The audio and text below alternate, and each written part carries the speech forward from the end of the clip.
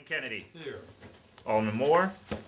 Alderman French. Present. Alderman Vaccaro. Present. Alderman Carter. Present. Alderwoman Murphy. Here. Alderman Ogilvy. Here. Chairman Conway. Present. 7 present, you have a quorum. Thank you. The first board bill will be taken up this morning, Board Bill number 4, Alderwoman Flowers. Oh, yeah. Forgive me, I didn't even know what the board bill number was. Thank you, Mr. Chairman and members of the committee. Good morning. Good morning. Board bill number 4 is a board bill that authorizes the city and Gamble plants compete amongst each other. So far, this plant, St. Louis, is the #1 plant amongst all of the plants. And of course, they've all tried to stay in competition to keep open and keep their doors open, but St. Louis has been very successful in doing so. And this expansion will allow them not only to add employees, but stay in that location and be able to expand. So SLDC is here to talk about a few things about the sale of North Refuse, of course, I know you're interested in, and other locations that we're looking for them to go. The contract, this is a $1.5 million sale. 500,000 of it will be captured at closing.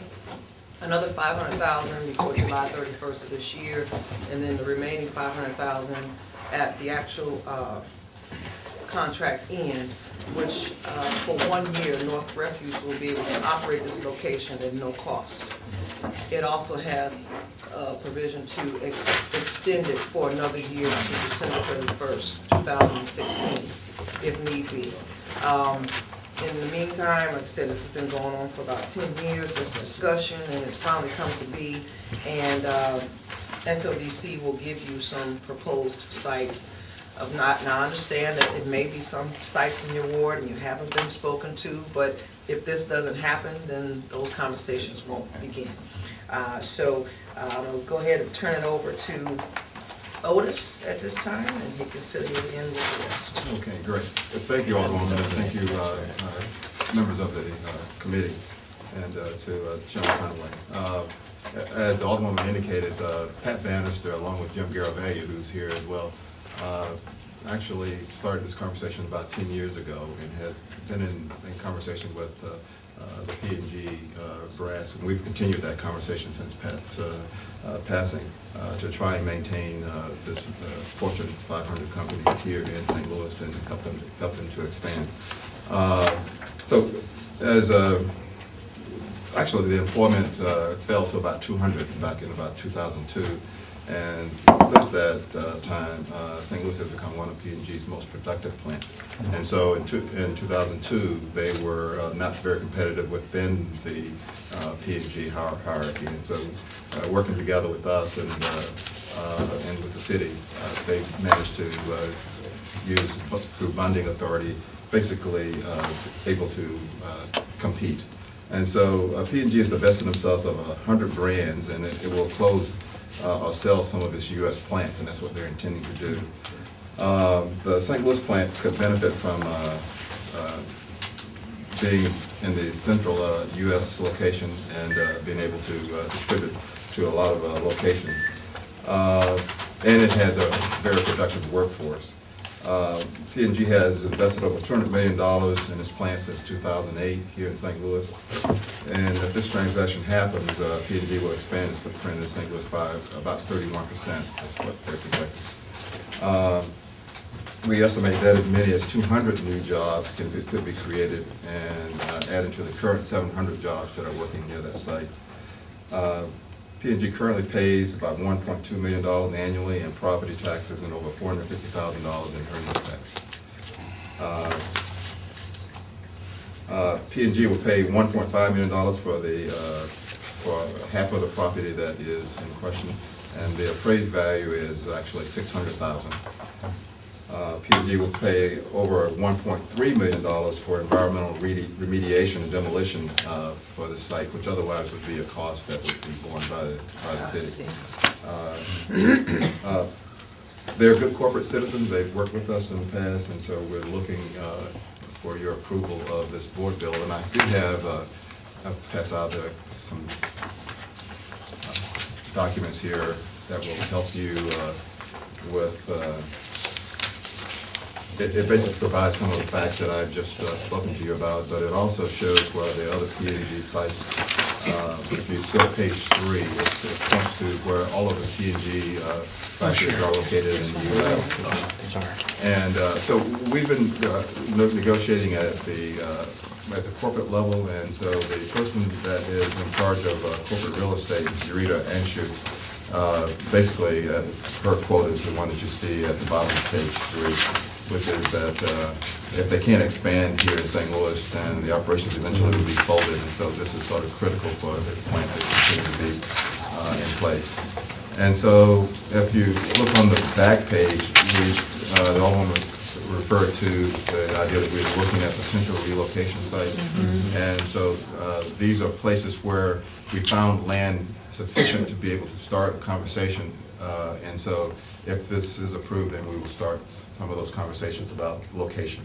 And these are not necessarily the definitive choices, but these are 3 that will work. And I know, North Refuse, we want to try to keep it north as possible, but it just depends on what the bills actually go through after discussions. All right, we'll recognize Alderman for questions. Alderman Kennedy. Thank you, Mr. Chairman. How many employees do you have? There are 700 employees, probably, and I forgot to mention that I have Ms. Dees. Robin Dees, I'm the HR manager at Procter & Gamble. Okay. Okay, and so what we have been reporting is that there are roughly 700 employees, about 500 of them are P&G employees, and about 200 are contract employees, so thereabouts.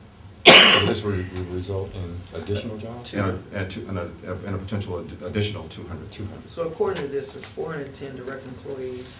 Okay. They added 17 in April 2013 and 226 contract employees. Then an additional 200. Right.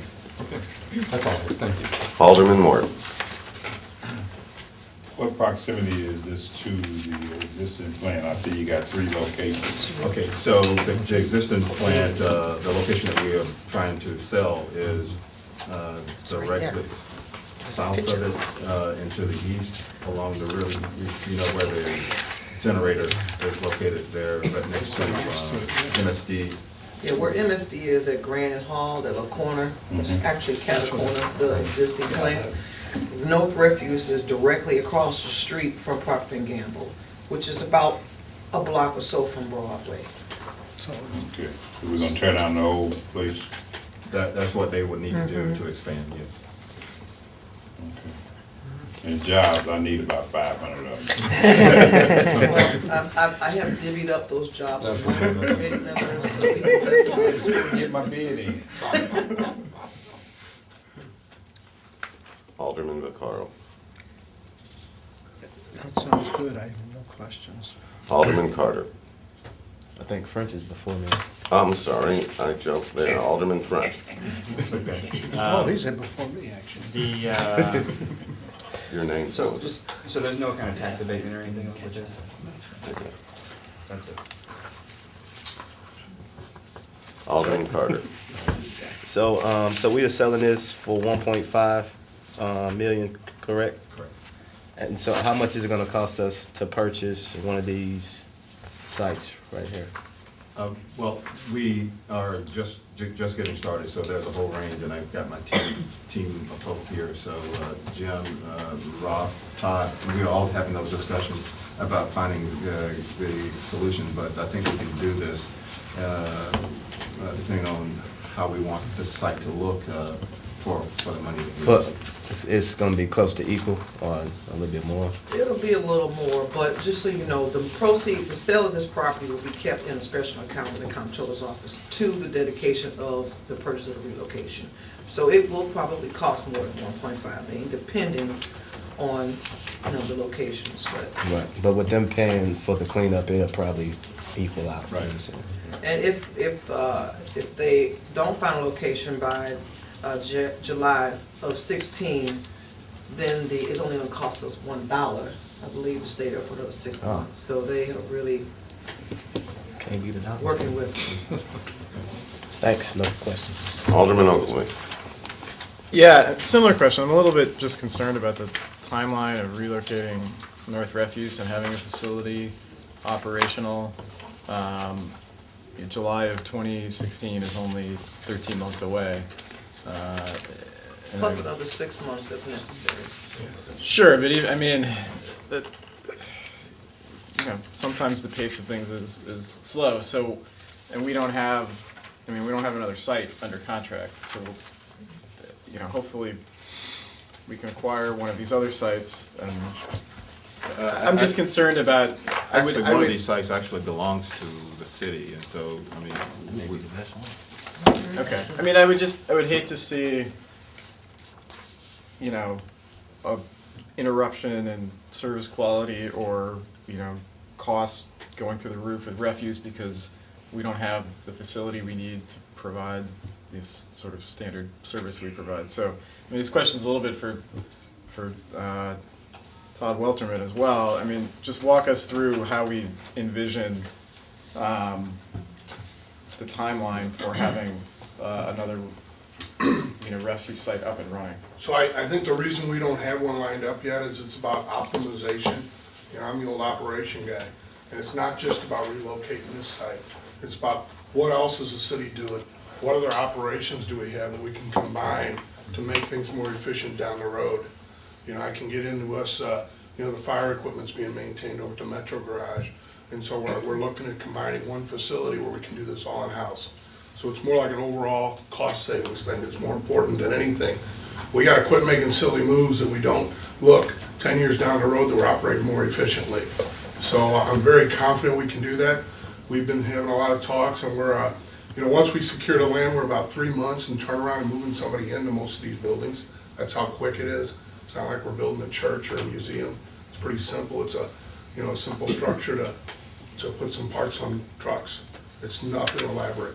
Right, so the idea is we're gonna be moving into an existing building. We're not building anything from the ground up because there's no way we're gonna complete that in 13 months. You could build a new building, but optimally you find something existing with the clearance heights, and then you get away from all the MSD issues, the costly MSD issues. So yes, we are looking at old buildings. And usable buildings that exist on these sites that have been identified? Yes, and there's, things change every month. Some new site pops up that we go take a look at. And we're just gonna have to make a decision here in the next 3 to 6 months on where we're going and what we're gonna do. I've been the guy fighting to improve things for our grandkids and not just make a quick decision. I would love to combine both refuse garages, put all the trash trucks in one facility. There's so many economies of scale by doing that. That is hard to achieve. I haven't thrown it out yet, and I've been the guy kind of delaying this, looking for that special site. So I'm confident we'll have a place. We're not gonna be repairing these trucks under temps. We're gonna find a place, we're gonna make it happen. So And I agree with you, Alderman. I'm also concerned about services being interrupted and that things on time. We've talked about it. Trash will not be interrupted. I mean, I will make sure that has been promised to me. But if we don't sell this, which we've been talking about for 10 years, and I know they have done everything they can to try to find other sites, and I understand Todd also is involved in this, and there's some combinations of services. I think it will work out for us. I'm the farthest north city you can go. I got the most dumping in the city on the county Illinois border. Refuse is an essential service for us near that area. So that is something that is most important to me. but the drop dead date for having a facility operational for us is then January 1st, 2017, is that? yes. Yes. Okay. All right.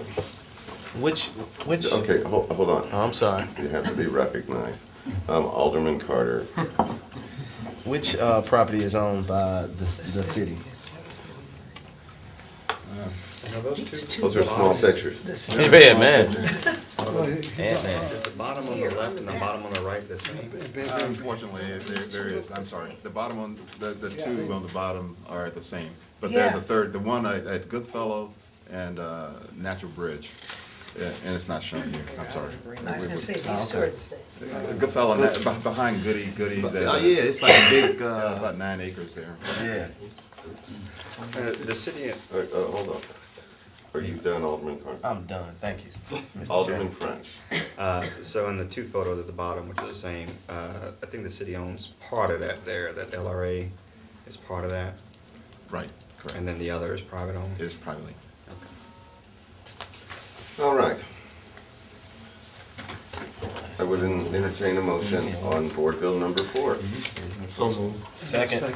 It's been moved and seconded, Board Bill number 4 come out of committee with a due pass recommendation. Mr. Clerk, please call the roll. Alderman Kennedy. Aye. Alderman Moore. Aye. Alderman French. Aye. Alderman Vaccaro. Aye. Alderman Carter. Aye. Alderwoman Murphy. Aye. Alderman Ogilvy. Aye. Chairman Conway. Aye. 8 aye votes, 0 no votes. Board Bill 4 comes out with a due pass recommendation. Thank you. Next, we're gonna do Board Bill number 36. Beverly, That's John doing? Hello. Martin. Good morning.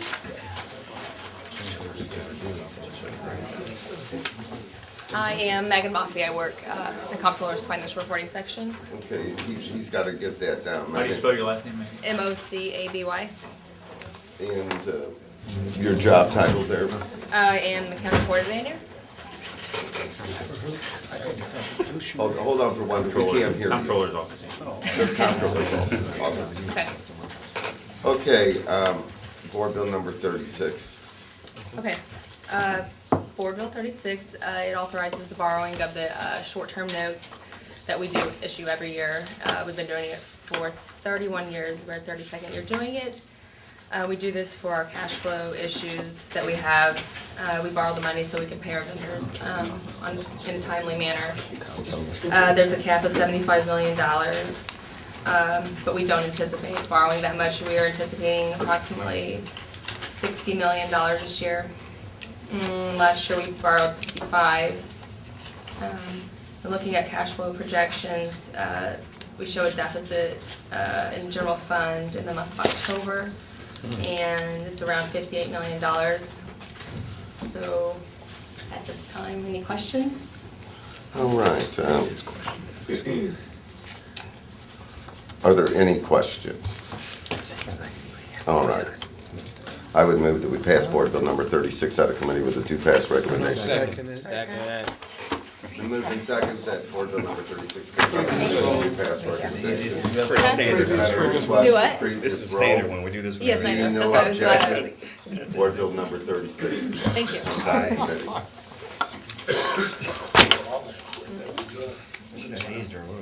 Right. We should have done a little something. Yes. If anyone would like to sign in to speak for Board Bill number 2, there's a sign-in sheet up here. Anyone would like to speak? Okay, thank you. Okay, Board Bill number 2.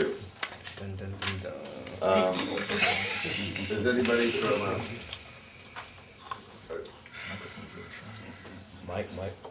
Mike just left. okay. Well, let's listen to Mr. Paul Payne with the Budget Department. I like that see a spreadsheet on comparison of what the Citizens Capital Committee recommended versus what's before us today. Well, actually, I mean, this contingency actually came up with a lot of materials here. I could go through. Right. Why don't you kind of walk us through Okay. Well, whatever you'd like? sure. Let me hand this out.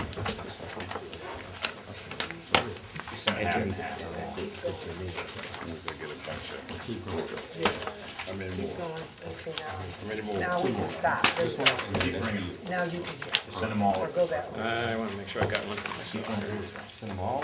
Yeah. Well, keep one for yourself. That's all I have. All right. It's cool, though. You don't need one. What you gonna do with it anyway? I think you gotta give them the balance.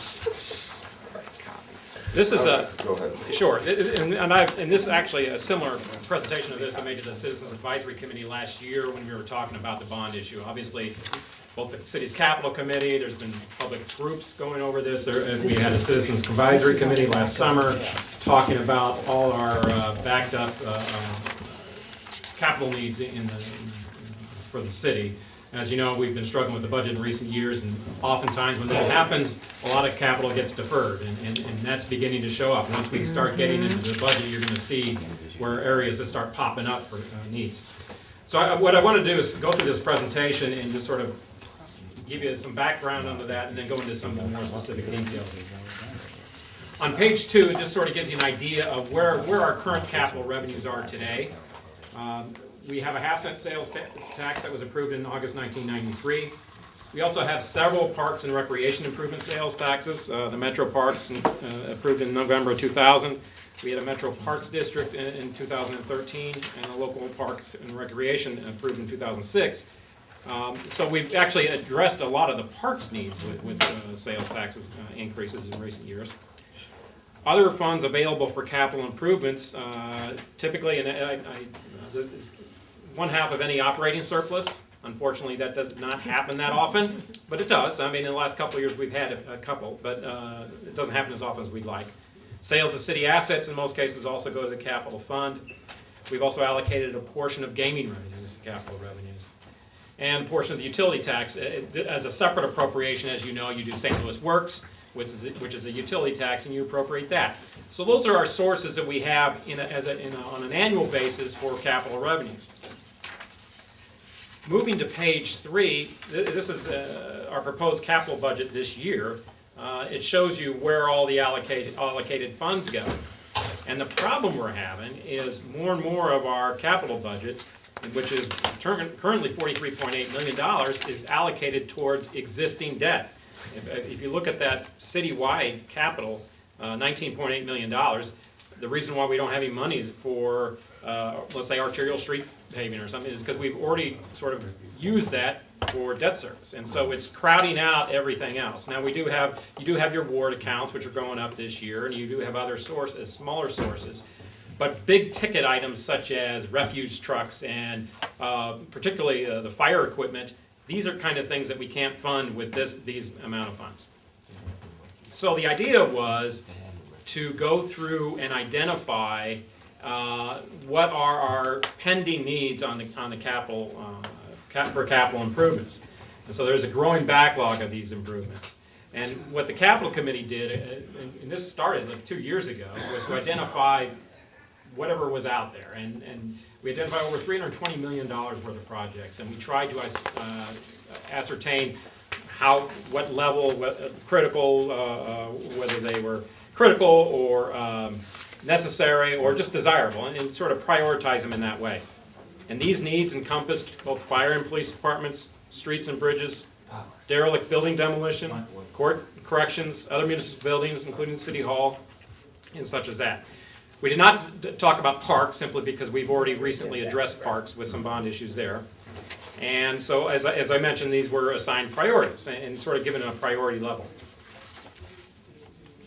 The recommended financing method was the general obligation bond. And the general obligation bond, just to back up, is a property tax levy and basically represents the full faith and credit of the city. We've had 2 general obligation bond issues in the last 20 years. 1999 was the last substantial one, where we did $65 million for public safety, and that paid for fire, police, and building demolition. And in 2006, we did a smaller one for financing some repairs to the flood wall and some street and bridge improvements. I think that was mostly capturing something that was expiring at that time. So we haven't really done that much on the GO level. We've got a lot of room under the current state statute to do that. So going to page 6, here's just a summary of some of the items. Capital Committee recommended a funding limit of $175 million, and that identified about $155 million in specific projects. These included $38.7 million for fire department vehicles and equipment and some repairs to the houses, $11.4 million for police department building and improvements, $30.5 million for repairs and improvements to corrections facilities. As you know, some of our corrections facilities are quite aged now, at least the MSI, not the Justice Center so much. And a new PSAP facility, which would coordinate a lot of our equipment, emergency management, as well as SEMA and 911 dispatch. We also had funds allocated for derelict building demolition. A lot of the city streets and bridges, which, by the way, is actually money pretty well spent, particularly if you can get a match. If you can get a 4-to-1 match with street and bridge project, that's getting pretty big, good bang for your buck. We also had $32.2 million for repairs and improvements to other city buildings and facilities. That includes court buildings and City Hall and other facilities. And then obviously for some of our service vehicles, refuse and streets, this would be mostly the large service vehicles which have a longer service life. Going to page 8, of course, Capital Committee made that recommendation and left open some room for if there were additional items to include. So Board Bill 2 incorporates most of the recommendations for the Capital Committee and then address some of those items which came up after that process. And so if you look at that, you can see where those categories are. You can see that the original $155 million, the Capital Committee recommendations, Board Bill 2 recommends $180 million. There were some changes there. Fire Department, for instance, because we weren't able to accommodate all of those vehicles, some of them were refurbs. This Board Bill 2 adds another $1.5 million. That would get them a little bit, a couple more, or 2 or 3 more new vehicles as opposed to refurbishments. In the Police Department, that item there, I believe the one item not included was the Real-Time Intelligence Center. In building demolition, you had a recommendation of about $8 million in Board Bill 2. There was a lot of discussion at the time about putting more money into stabilization versus demolition, and so I believe that's an attempt to do that. City streets and bridges is slightly higher, about $900,000. That's for an additional project that was on that list. Other city buildings and facilities, that was down by about $1.8 million. And that's because, and again, you're going to be starting to see this year's budget, the court said, we've got some chillers that can't wait anymore. Well, this is their HVAC system in the Carnahan Courthouse. They've been saying, we can't have the air conditioning go out on the courts, because then we can't hold session. So when we put the budget together this year, we've been telling them we've got this GO bond issue for a while, and it hasn't happened, and so they actually put it in their budget request. So in order to accommodate them, we included $1 million in this energy efficiency grant that's in the capital fund, and we also had $800,000. So we had to sort of scrap to put that one together in this year's budget, but we can pull that one off that list for the GO.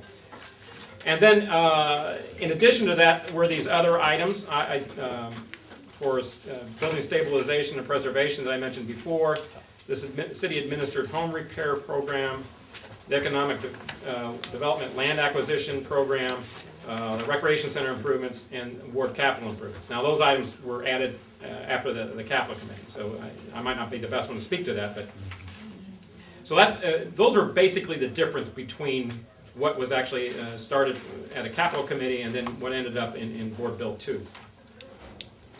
So the question comes up, well, what impact would this have on your property tax levy? And if you go to the final page, it had been discussed at the capital committee that this would be done in at least a couple of issues.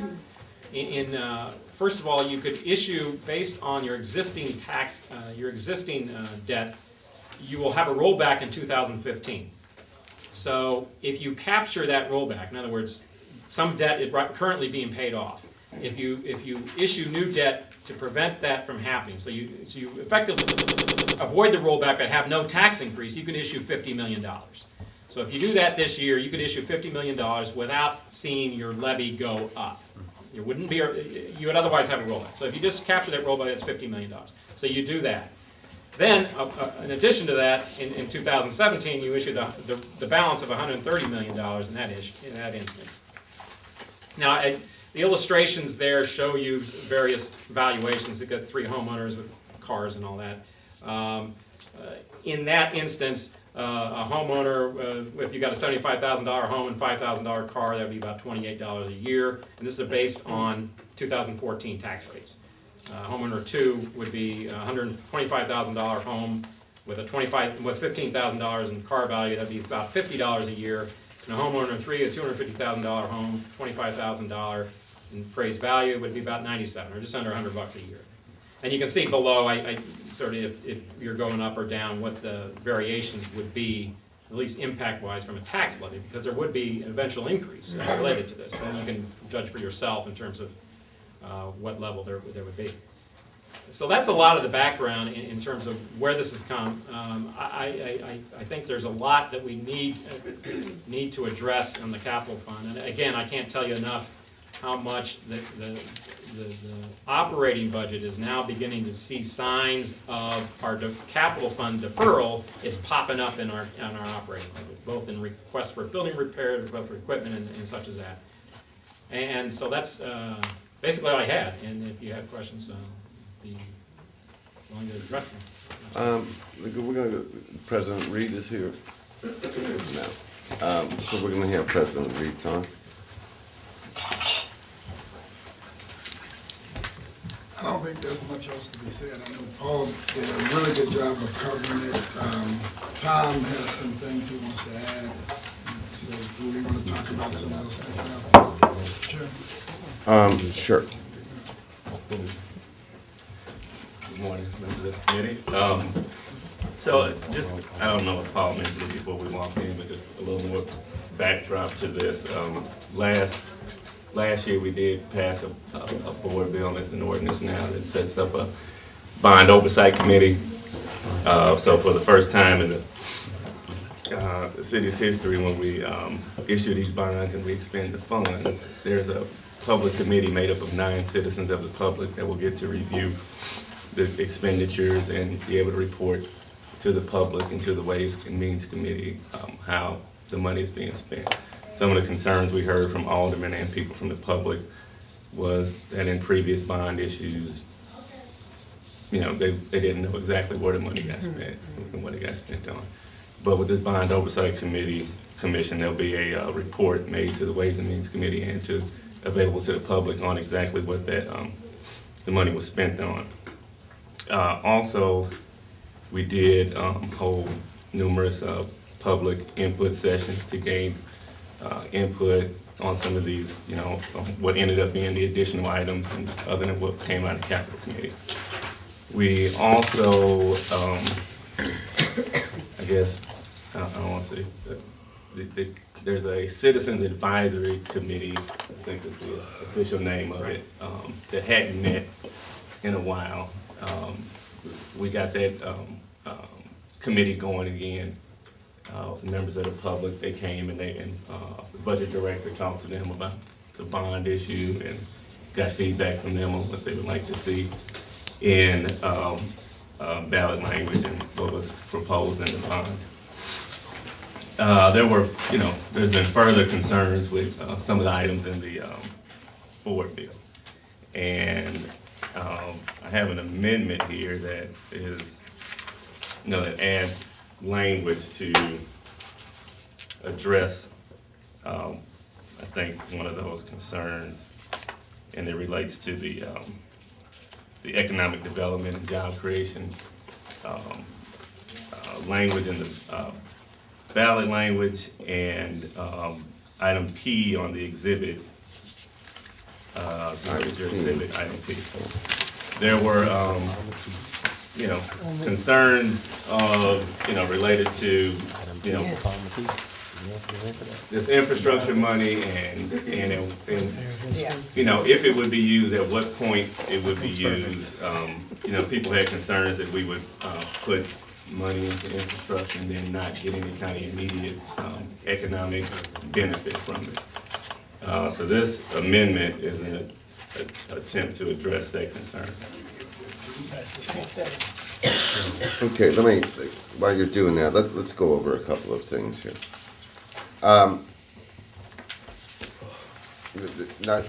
Number one is, what does it take to approve this by the voters? 2/3. Okay. And then, when would this be on the ballot? If it passes, if it gets, passed out of the board next week, it will be on the ballot in August. Okay, and, can we put it on in September? When we do special elections, I think they're normally August or November. So it's either Maybe we August. could do it August or November. Well, it's special, I figure I can do it whenever. Well, Okay, and then this item R, where did this based on acreage come from? Why don't we do it based on, property taxes collected? So that the wards that pay in the most will get the correct amount back. to answer your question, it came from the Ways and Means Committee, an amendment that was made in Ways and Means, and I think it. Well, not this it will committee cover- and not this year. And I think that the why it was brought up was there was, a lot of streets that need to be repaired in different wards. And, that was I guess, a closer method of, spreading it out per streets that were available and pavement by taking out the parks. Well, 28's a real easy number for me, but, So just divide it. right now, the real estate tax bills just went out in the 8th Ward, and people are not happy. They are not happy, so I think that they would want to believe that if they're paying more, they'd like to get their fair share for what they're paying, but, R is unacceptable to me. You can do it by 28, but that's unacceptable What part of it is unacceptable? by acreage. By acreage? But you're not advocating doing it by the amount of taxes paid in, are you? I think that would be inherently unfair also. Because, I'm speaking as a, resident of the 6th Ward, and I think, my neighborhood, Compton Heights, we just got hit very heavy with taxes, so I'm living through all of it also. But if you look through the history of the city, a lot of wards have suffered from disinvestment throughout the years where tax dollars had been diverted from those wards. So that's why I don't think it would be fair to turn that around and now do the reverse. I think that you further, exacerbate the problem. Well, but, just from the reality, if you look at number E, building demolition, the vast majority of that money is gonna go, quote, to the areas that you might say are claimed that somehow the city took tax dollars from them. The home loan repair monies, that's not being divided by 28. So, there's a new sheriff in town, so we're gonna, we're gonna be spiking factually going forward. Yeah, And so the building demolitions, they give me 2 or 3 a year. I don't know where we spend all that money, but it's clearly not in the 8th Ward because the alderman for 24 years has preserved the property and changed the climate in the 8th Ward. So we have to do something about R. The other thing is, what I will tell you is, when you look at this menu of things, you gotta get 2/3 of the voters to pass it. I mean, you gotta make sure that they understand that what they're gonna vote to tax themselves, they really are going to get. And, Yeah, that's why we set up the bond oversight committee for the first time. That's why we went out to the public to get input from them before we introduce the board to. And Alderman, No. Mr. Chairman, yes. I understand, to go back to R, I understand your position, but building demolition funds are much different than economic development funds. Building demolition allows for a property that has been,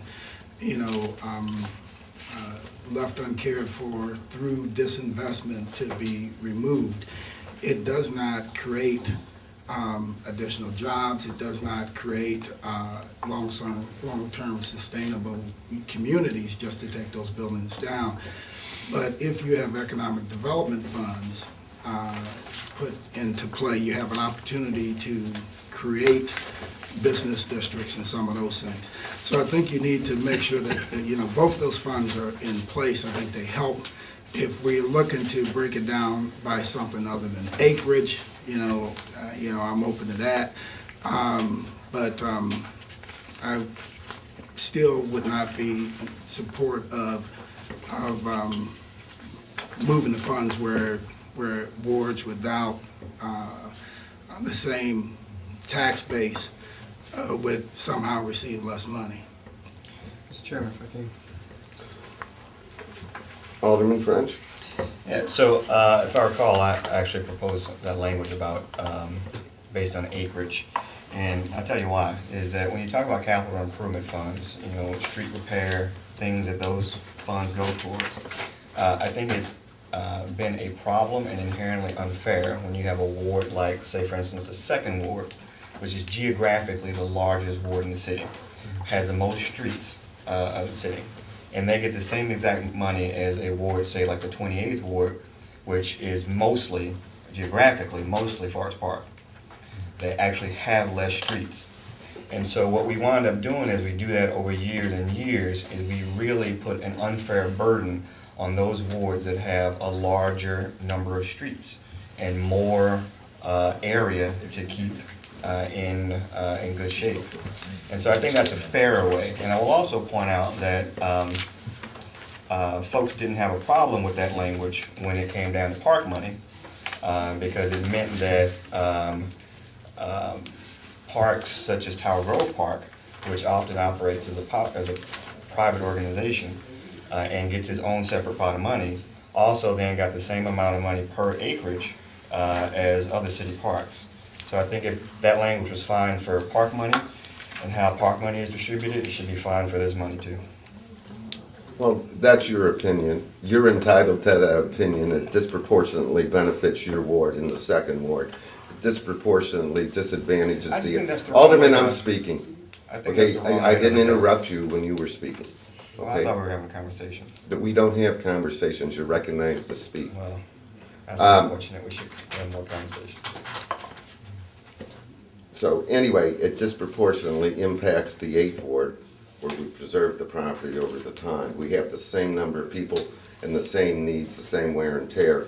Generally, and I don't know if the alderwoman from the 2nd ward is still here, but many of her streets that you talk about, Hall Street, that run through her ward are major arterials that come out of the citywide capital improvements for street paving. So you can parse and say however you like, it ends up from a parochial perspective, disproportionately benefiting your ward or a ward that someone in redistricting got personally greedy and wanted more riverfront or open ground or development ground. Each ward has the same number of people, same number of taxpayers. Historically, everything has been divided by 28. And that hasn't worked out too well. And I would just say that we Well, should, in that case, we should look at this as the needs of the city. And the needs of the city, even if you don't have a lot of derelict buildings in your ward, it is the need of the city to deal with these derelict buildings. It's gonna benefit the 4th ward more than the 21st ward, but what happens in the 4th ward affects all of us. Do it really? Yeah. It does. Yeah. I mean, it don't act like it. Okay, Alderman Carter? Well, no, I was just trying to get an answer to your question because you asked, you made a comment on who pays Hall Street, and since the Alderwoman is back, I think. Right, I was just saying, but Hall Street and some of the other bigger streets, they qualify for East-West Gateway, they receive the citywide paving. They do not take it, or it would never get done, out of the 2nd ward capital improvements. They might try to talk you into doing it in, yes, I can see the smile, out of the second ward fund. All right. Can I make one more point on this? Sure. I just think I think we should really look at this as far as what is the needs of the city. And if we start getting bogged down into where the actual dollar is gonna go and start counting, well, this ward has more firehouses, so it's gonna get more money than we do, or this ward is where the jail is located, so it's gonna get more money. We should really look at it as what is the needs of the city. And I think you're right, we need to keep in mind that this needs to get 2/3 approval And if we look at it any other way, I think that really endangers it passing. Right, Alderman, and so if you do not treat people who are paying the taxes fairly throughout the city of St. Louis, or the perception of it, they're not gonna vote for it. And your definition of fairness is what benefits you disproportionately. We accept that that's where you come from. All right, Mr. Actually, Reed. I disagree with that. I mean, and you talk about me personally, I think acreage-wise, 8th Ward and the 21st Ward would be about the same. The two examples, though, I think, are the 2nd Ward versus the 28th Ward. And I don't think it's fair for the 28th Ward to get as much as the 2nd Ward when most of, geographically, that area is parks. And I assume we're gonna ask the people from the 28th Ward to vote for this. Well, yes, and the people from the 28th And they would get the Ward- least amount, they would get the least If you- amount of money. That's the problem. If you include parks, you're actually double and tripling dipping. Because we've already sent a lot of money towards parks, and nobody's benefited more than Forest Park. So they've benefited a lot. All right, Mr. President, we're back to your amendment, if you'd like to do it. Yeah. Well, hold on for 1 second. Is there anybody else that has signed up or want to speak onto this bill? Okay. Hey, go ahead, tell us what your amendment is. All right, amendment number 2, again, addresses. Oh, I'm sorry. concern- Oh, I'll wait till they're done. Thank you. Okay. Okay, amendment number 2 addresses, you know, a couple concerns actually that were raised in providing. Amendment 1, just so we're on the same page. To Board Yes, Bill I'm 2. sorry, Okay. amendment No, number that's fine. 1 to Just Board make sure. Bill 2. I'm sorry. I said No, two. you're fine. Yeah. It addressed actually 2 concerns relating to, you know, the use of funds for infrastructure, and I think, you know, we might, you know, for the National Geospatial Intelligence Agency. I mean, that's what it put in there for. It addresses 2 concerns. One concern is that the money would be used for infrastructure, and the money would be used for infrastructure, but then there would be no immediate economic benefit to the city. You know, the second concern was that there was an option on some of the land that would be used, and that, you know, we would actually increase the value of that land without adjusting the option price for purchasing that land. And that would, you know, create a windfall for whoever exercised the option to purchase that land from LRA, from the LCRA. So this is what this amendment has been presented to address those 2 concerns. So, look on page 6 of the board bill. Page 6, line 19. After the words, the end of that sentence, bonds are identified, to add the following language. Bond proceeds used in Here, accordance. slow down for 1 second. Page 6. Page 6. Page 6, line 19.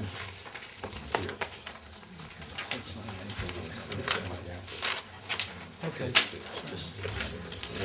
At the end of Okay. section 6. essentially. Page 6, section 6. This whole thing? Basic sections. Okay. Line 19, so this language is being added after the sentence that ends, bonds are identified. So, here we go, I know it's a lengthy amendment, but it's, you know, meant to fully address anyone's concerns, and then also, you know, still give us the opportunity to issue bonds in order to keep, you know, such a large employer. Bond proceeds used in accordance with item P, as noted on Exhibit A, economic and job development plans as stated in the ballot language, shall be used only for the purpose of funding the cost of infrastructure improvements, strictly for the purpose of securing the execution of an agreement for the relocation of the National Geospatial Intelligence Agency to a City of St. Louis site, and only for fulfilling a condition of and execution of a publicly announced agreement with the appropriate federal government agency to relocate said agency, and for paying incidental costs of such work and of issuing the bonds. So that's to address the concern that there would be, you know, this big amount of money spent on infrastructure improvements with a, you know, build it and hope they come point of view, as opposed to, we're not gonna spend any of this money unless we know they're staying. Further, prior to any bond proceeds being issued in accordance with item P as noted on Exhibit A, Economic and Job Development Plans as stated in the ballot language, the Land Clearance Redevelopment Authority, LCRA, shall amend any current purchase option agreement between the LCRA and any developer with rights to the surrounding parcels of those infrastructure improvements, and add as a lien to be repaid to the city of St. Louis at the time of and as a direct disbursement from any subsequent developer's sale contract of property purchased under an option with the LCRA up to the amount developer sells the site, less option price and direct expenditures of improvements to that site and sales costs paid by the developer, less an allowed profit margin of 15% above total cost. So what this language is meant to address is, the possibility of some developer getting a windfall on the taxpayers' backs when the developer has an option to purchase property for $1 million, and the city could increase that value substantially by making infrastructure improvements around it. The developer could sell that property that they get from the city for $20 million, and you basically get a windfall off the taxpayers' backs. This language is meant to put a lien on any subsequent contract they have to sell that property, that they would get their cost plus a 15% profit margin, and the taxpayers would get their money back. Okay. Alderman Carter, did we get that? Yeah. Could you, so our voters would understand what this is? And I do want to say that we did, I did send an email to we have, Mr. Sweeney here has, 28 aldermen and we're in full session. I did send an email to the financial advisor and the attorney for the comptroller who was looking at some of the, who wanted to see a copy of the board bill for, financial purposes. And I did ask them for any language they could give me to have this effect. I didn't get any response to them because they don't work for us. But so. Well, the question I have is, my voters gonna understand what you just said? Do we? Yeah, I need think this- in simple terms is that, the taxpayers' money, this is not in the ballot language, this is, for us so that we don't issue anything. Yeah. And create a circumstance where we're giving a private person a windfall on the taxpayers' backs, or putting a lot of money into one area for infrastructure without any knowledge of whether or not that's gonna give us any kind of immediate economic benefit.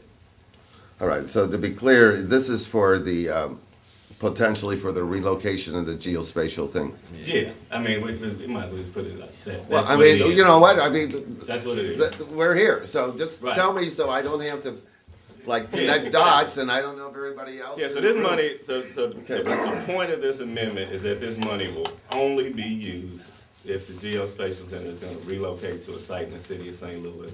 And at the same time, if it's, creating some windfall for one person, we're not gonna do that on the taxpayers' backs. That money will go back to the city. And what's the potential windfall we're trying to prevent here? Whatever it is, we wouldn't. What, be that they own negotiating. something and they sell it expensive, for way more than they pay for it? I mean, No, the taxpayers, we end up investing $15 million of taxpayer-backed funds into a project, and then the developer flips that project. The developer exercises this option for $1 million to purchase the property after we put $15 million in, and then turns around and flips that property for a substantial profit.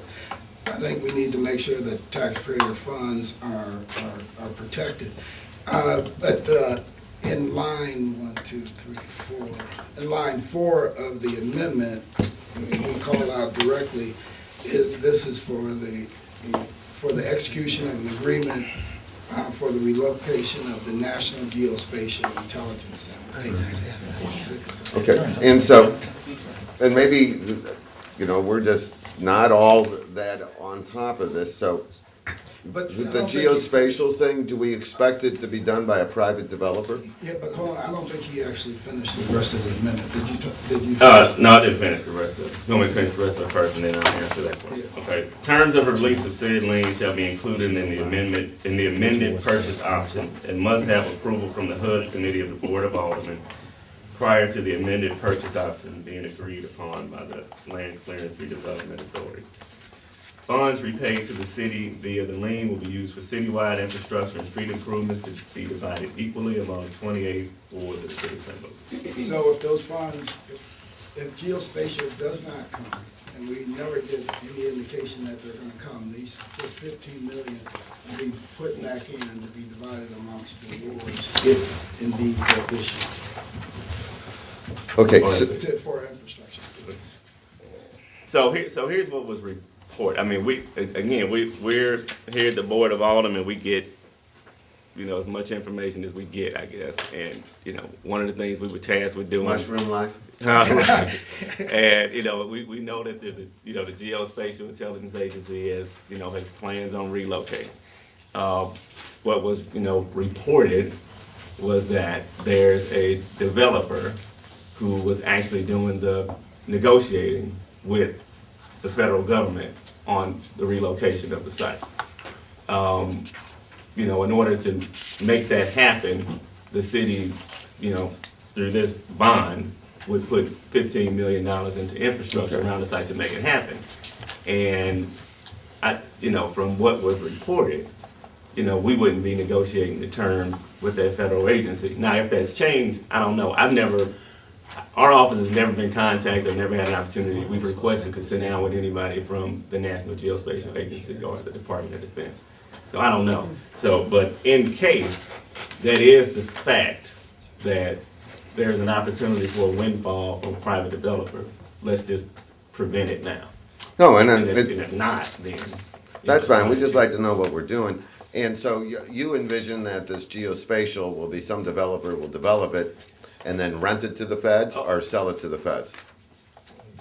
Our understanding was that they would sell this land to the feds. Like I said, we don't. But in the original plan that was brought to us, we had no control over it. I don't know that we still do. It would depend on what the developer would negotiate directly with Geospatial. Senator, we would not even have any input in it, in the original. Yeah, but we want to make sure we had an opportunity to put the money into infrastructure if they're going to stay.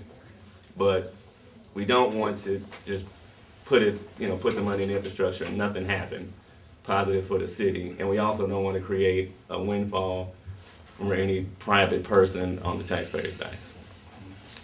I think we're all for that.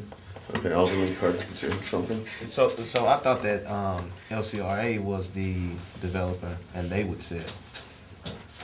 What we saw reported and out of an interview was that the developer was the one that actually put in the application with the federal government to use that site, and they had some kind of input on the negotiation of it. And he would negotiate the final terms. In the original site, if it was gonna be Pruitt-Igoe, he had an option to acquire Pruitt-Igoe for $1 million. So, he would exercise that, Paul McKee. Okay, just let me know, clue me in. Yeah, Northside. Okay, let's just make sure we know who he is. Paul McKee had an option to acquire Pruitt-Igoe for $1 million. So if Geospatial was gonna go to Pruitt-Igoe site, he would exercise that option for $1 million after we would have made, at the time, upwards of $30 million worth of investment in and around that property. Then he would have been the person that would have negotiated directly with the federal government. We would have been out of the picture. We would have had no control over it, right? I think it's a bad move for the taxpayers because we would have invested taxpayer-backed funds directly into the project of essentially pledging $30 million of full. Mr. President, they're gonna change that tape, so let's take a 5-minute break, and as soon as he gets his tape changed, we'll come back. And I want. All right, back in session. Hunched I over. think that's well, that's part of what that will be. I'll explain. This will be amendment. Okay, I'm recognizing Alderman Vaccaro. Okay, I'm proposing, I guess what would be amendment number 2. Wait, Do we have, we we still have have amendment one. amendment? Oh, we have it moved. That's never There's been a moved in motion. second, so I'm recognizing Alderman Vaccaro here. Okay. So would mine move to 1 or 2? You're number one. Okay, so You can make it amendment amendment 1. one with discretion. Amendment 1, I'm sorry. What I'm proposing Pardon me. is, So it's this one right here is amendment 1 before all of you. It says equally at the bottom instead of, I'm proposing that we go with an R, that we strike out based on acreage, minimum, minus cemeteries and parks, and then we divide it equally between the wards. So it'd be the $10 million, each ward would get 1/28 of the $10 million. To be honest with you, in talking to Michael Powers, if I could ask Michael's telling me that this. Okay, Alderman, hold on. So you're making a motion? That's right, I'm making a motion, so I'm looking for a second, so. Second. Okay, so I was talking to Michael Powers, and Michael's telling me that it's a pretty minimal difference either way, that even with it in there or not in there, that it's pretty minimal. And if the difference is that we can get this thing out and on a ballot, you know, I would just ask that I get, you know, that we get that change made, and I think that it would be helpful in getting this on a ballot. And, you know, I think what we're fighting over is a little bit of money according to Michael Powers, difference between each ward, and I know you can argue then why not do it the other way, but the difference is, I think we can get it out of committee. I think that, you know, it's probably is an easier sell, you know, at least in my ward. You know, I can only speak to my ward, but I believe it might be an easier sell to tell people that, you know, this is a set amount that you're gonna get, and I can get with the street department and name certain roads to say, look, this is exactly what is gonna happen if this passes. So, I'm open to any questions. Yeah. You can get that, you can do the same thing with the way that it is now. So what's the reason for change? Just so you can equally, or say that it's equal amongst every ward? Every ward. And I agree, there's different needs in different wards, and I agree with that. But if the difference is that we get this out today and get it on a ballot, you know, versus that we hold this up and then we end up putting this on a ballot with the other bond issue, other tax increase issues that want to come up, the likelihood of putting 2 or 3 things on the same ballot starts to get tougher to pass. And so, and I think we had all, in public safety, kind of talked yesterday that we needed more time on the other. Well, it's just, this will just allow the ability to put both things on one ballot at the same time, and I think it makes it more difficult. Right, and I think the overall goal is to provide things for the whole city as a whole. And I think we do. I think, and I sat on this, and like I was telling Alderman French, I believe I was the one that made the proposal by acreage, because I was thinking about Deanne's ward. But either way, I supported, and I do support, the Healthy Home Program that's more needed in, like Antonio's ward versus my ward. I don't think I have any, if I have any at all. But I support that. There are things that benefit some wards other than others, and I do believe as a city we need to move forward. And I believe sitting on this thing after a year and a half of debating it back and forth, delaying it any more doesn't get us anything. It doesn't get us the healthy home repair that's just extremely needed in wards other than mine. It doesn't get us the building demolition that is extremely needed in any other ward but mine. I have no building demolition. I have no, that I know of, healthy home. I paid for the only two major bridges that I have in my ward already paid for. I had to do that partially out of ward capital, and that was the Jameson Bridge and the Arsenal Bridge, so I benefit nothing from that. Building demolition, I benefit nothing from that. I do believe that the fire equipment is so well needed, and I believe that the building, you know, there's so many things in here that are so well needed that benefit every ward throughout the whole city, that if we start getting picky saying, well, I want the demolition money divided equally, it'll sit in my ward for about, you know, ever. I'm not saying it should be divided equally. I think it should be as put out by need. I think making this I hear change, you are saying that it should be divided equally, though. this should be divided equally. I'm not Just saying, are. I'm not saying that building demolition should be divided equally. I think it should go to the most need. I believe the healthy home should go to the most need. I support all those things. And it benefits other wards other than mine. And I believe we need to work as a city and as a group. And I don't think that at any point down here, I've never not tried to do that. I think the difference is by changing this little bit, it doesn't make a lot either way, but at least I think it makes a difference of us passing this out of here today and getting it on the ballot. Alderman Frank. So, one, I think, I still think this is the wrong way to look at it. I think home improvement, demolition does benefit the folks of your ward, because we have to start seeing the city as one city. And that the stabilizing those neighborhoods that have been most in need and really are generating so much of the negative aspects of the city, violence, disrepair, vacancy, people leaving the city, stabilizing those areas benefits us all. Now, as far as this amendment, you know, my ward is home to the third largest park in the city, so it would benefit me to have it just done, split 28 ways, but that's not where the needs are.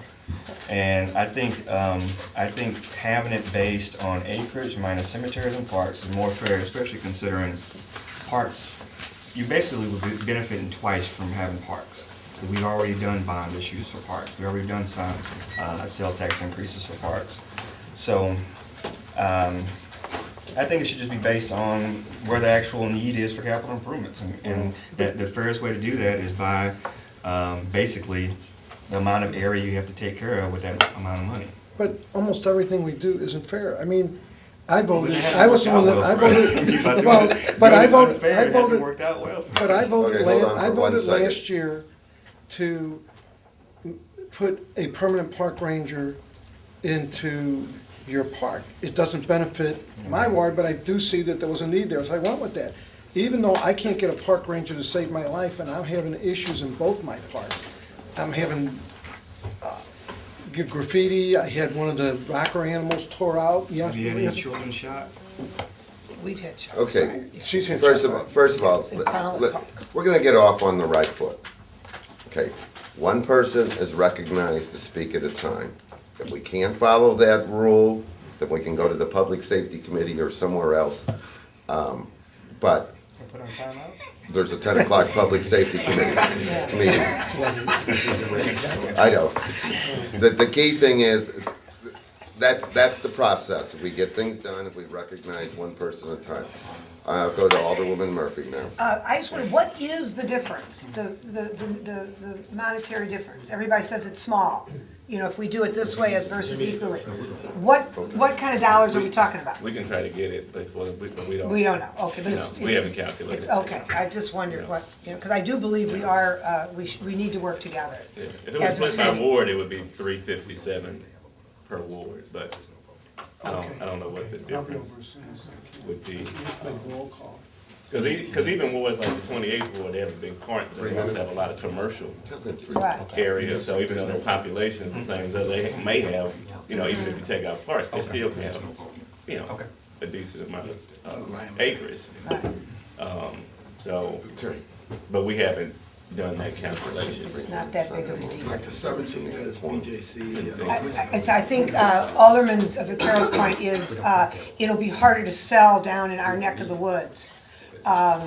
And if we could say it's gonna be equally divided, I'm not saying that's right or wrong, I'm just saying that's get it the way passed. it's gonna come out when we stand at neighborhood meetings and ask people to do this, you know? And if we can explain that the difference isn't that much, and my theory is that we're all in this together. I don't want the 13th Ward to be an island. You know, I am part of the city and I wanna be part of the city. And I think most of my people do if we can explain it Right. properly, and if it's not that big of a Different. deal, I think that would also be easier to sell. So it actually, if you, Alderman, it's like 6 people here, we can't talk. Alderman Moore. I was beginning to think you was prejudiced, you was calling guys that were not my side. No, I'm sorry, he just pops off there whenever he wants. You Richmond having it going on for a while. Are we talking about a certain amendment? Because I want to talk about the one that Tom brought in, where it says the National Intelligence Agency. We're on, We're on a different one. Can I say something about that, Mr. Chairman? Well, we're actually on I mean, amendment y'all skipped number all one. over me, you know, you didn't give me an No, opportunity. we're gonna come, he's gonna do his in a minute. And we're gonna make time available so people can go next door to go over to the public safety meeting. So we're gonna get to Tom's in a few minutes. All right, so item number E, I'll just take it down. we're on I think that the fire department, R. The amendment is R. the amendment, We're on R. It's to change the wording of R. so I want to speak on the whole thing. Well, we'll get to that when we get to the end. After the event. Well, okay, I do R then. It should be based on need. You know, you made a statement, you said that, what we put in, we should get out. It should be divided based on what we put in. Well, it's as if the Fourth Ward, we have all these $250,000 houses and we pay such a tremendous tax. We're not gonna get anything because we're not even on this scale. So if you said based on what we put in, then I'm right back to square one. I get nothing. My amendment's not based on what's put in. I'm talking to the chairman, Joe. Right, and so the point is to demonstrate the hypocrisy of the alderman from the 21st position. That the extreme is based on acreage versus based on put it in, because if you're asking the people in the 8th Ward to pay, especially after reassessment, or let's say the 28th Ward, large dollar amounts on their real estate, and they don't see a benefit, because the perspective is if they're paying $3,000 or $2,200 or $1,900 for their house, and they're not seeing benefits that justify them paying those large real estate taxes, then why should they stay here? Why should they continue to pay it? And most importantly, why should they, when they can't even get an equal part of the ward capital improvements when they're paying disproportionately the taxes, why should they vote for this? That's why I can't single that out. You even hopped at the demolition. I want all that $8 million for demolition. I'm the one with the 1,242 empty structures in my ward. So how is that gonna be, how can we do that equally? And you probably, how many empty houses you got in your ward? About 10? This is, Joe, what's my amendment? I'm speaking to the chairman. What's my amendment? Thank I'm you. gonna speak on it. And you can speak on it, Alderman. I have probably 10 to 80, somewhere in that range, depends on whether it's unoccupied or whether or not it needs to be demoed. Ward capital improvements benefit, and each alderman gets to demonstrate that they can do capital improvements, that they even enhance their parks, enhance the livability, the sustainability of their communities, which then keeps the property taxes flowing and the property taxes right up there. And everything here in the city, we generally, we spend our resources across the board. But what happens is, we're not saying the demo gets split by 28 because it's not needed. Capital improvements are needed everywhere. You can't continue to ask people in the 8th Ward to support raising their taxes when they're not getting their fair share. Now, is their fair share getting, if the 8th Ward puts in, 1/15 of the tax revenue, should we get 1/15 of the benefit back? No. I mean, we're not unrealistic, but we should at least be getting somewhere in the middle, at least 1/28. We're paying double what some other wards may be paying in, but we should at least be getting 128. Because if you're gonna ask the people to increase the taxes on themselves, they're gonna think we're a bunch of idiots that come and say, hey, we just wanna raise your taxes, but you're not gonna get your fair share. So Now, how do you do that with my ward? How does my ward benefit, period? How do we get in this scenario? We're not getting anything at all. well, it took me 24 years to raise the property taxes in the 8th Whoop-de-doo. ward of hard work. What do you do? I really am proud of you. Thank you.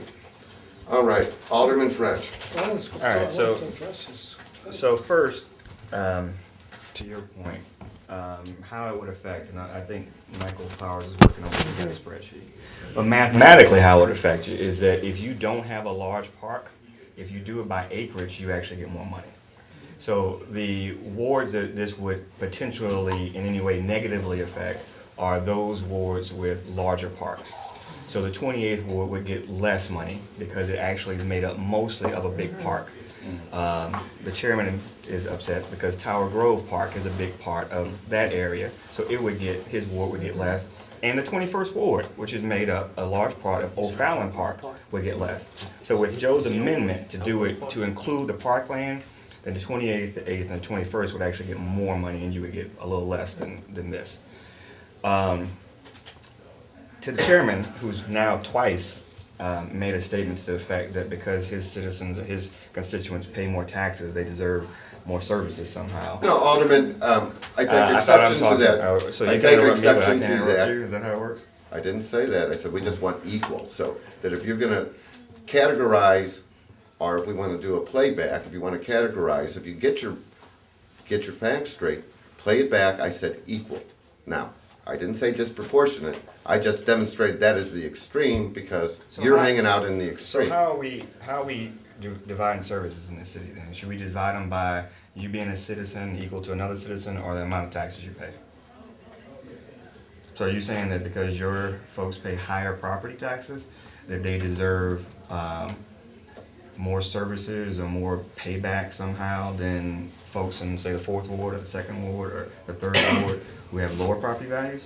No, what I asked is that the people that pay way more at least be treated equally. But it's more than equal, and this is what I want you to understand, is that if you include parkland, then you're actually double and triple dipping, because we've already done bond issues for parks. We've already done sales tax increases for parks. So you're actually triple dipping because of your parkland. Well, let me ask you The this. 21st ward would be double dipping because of parkland.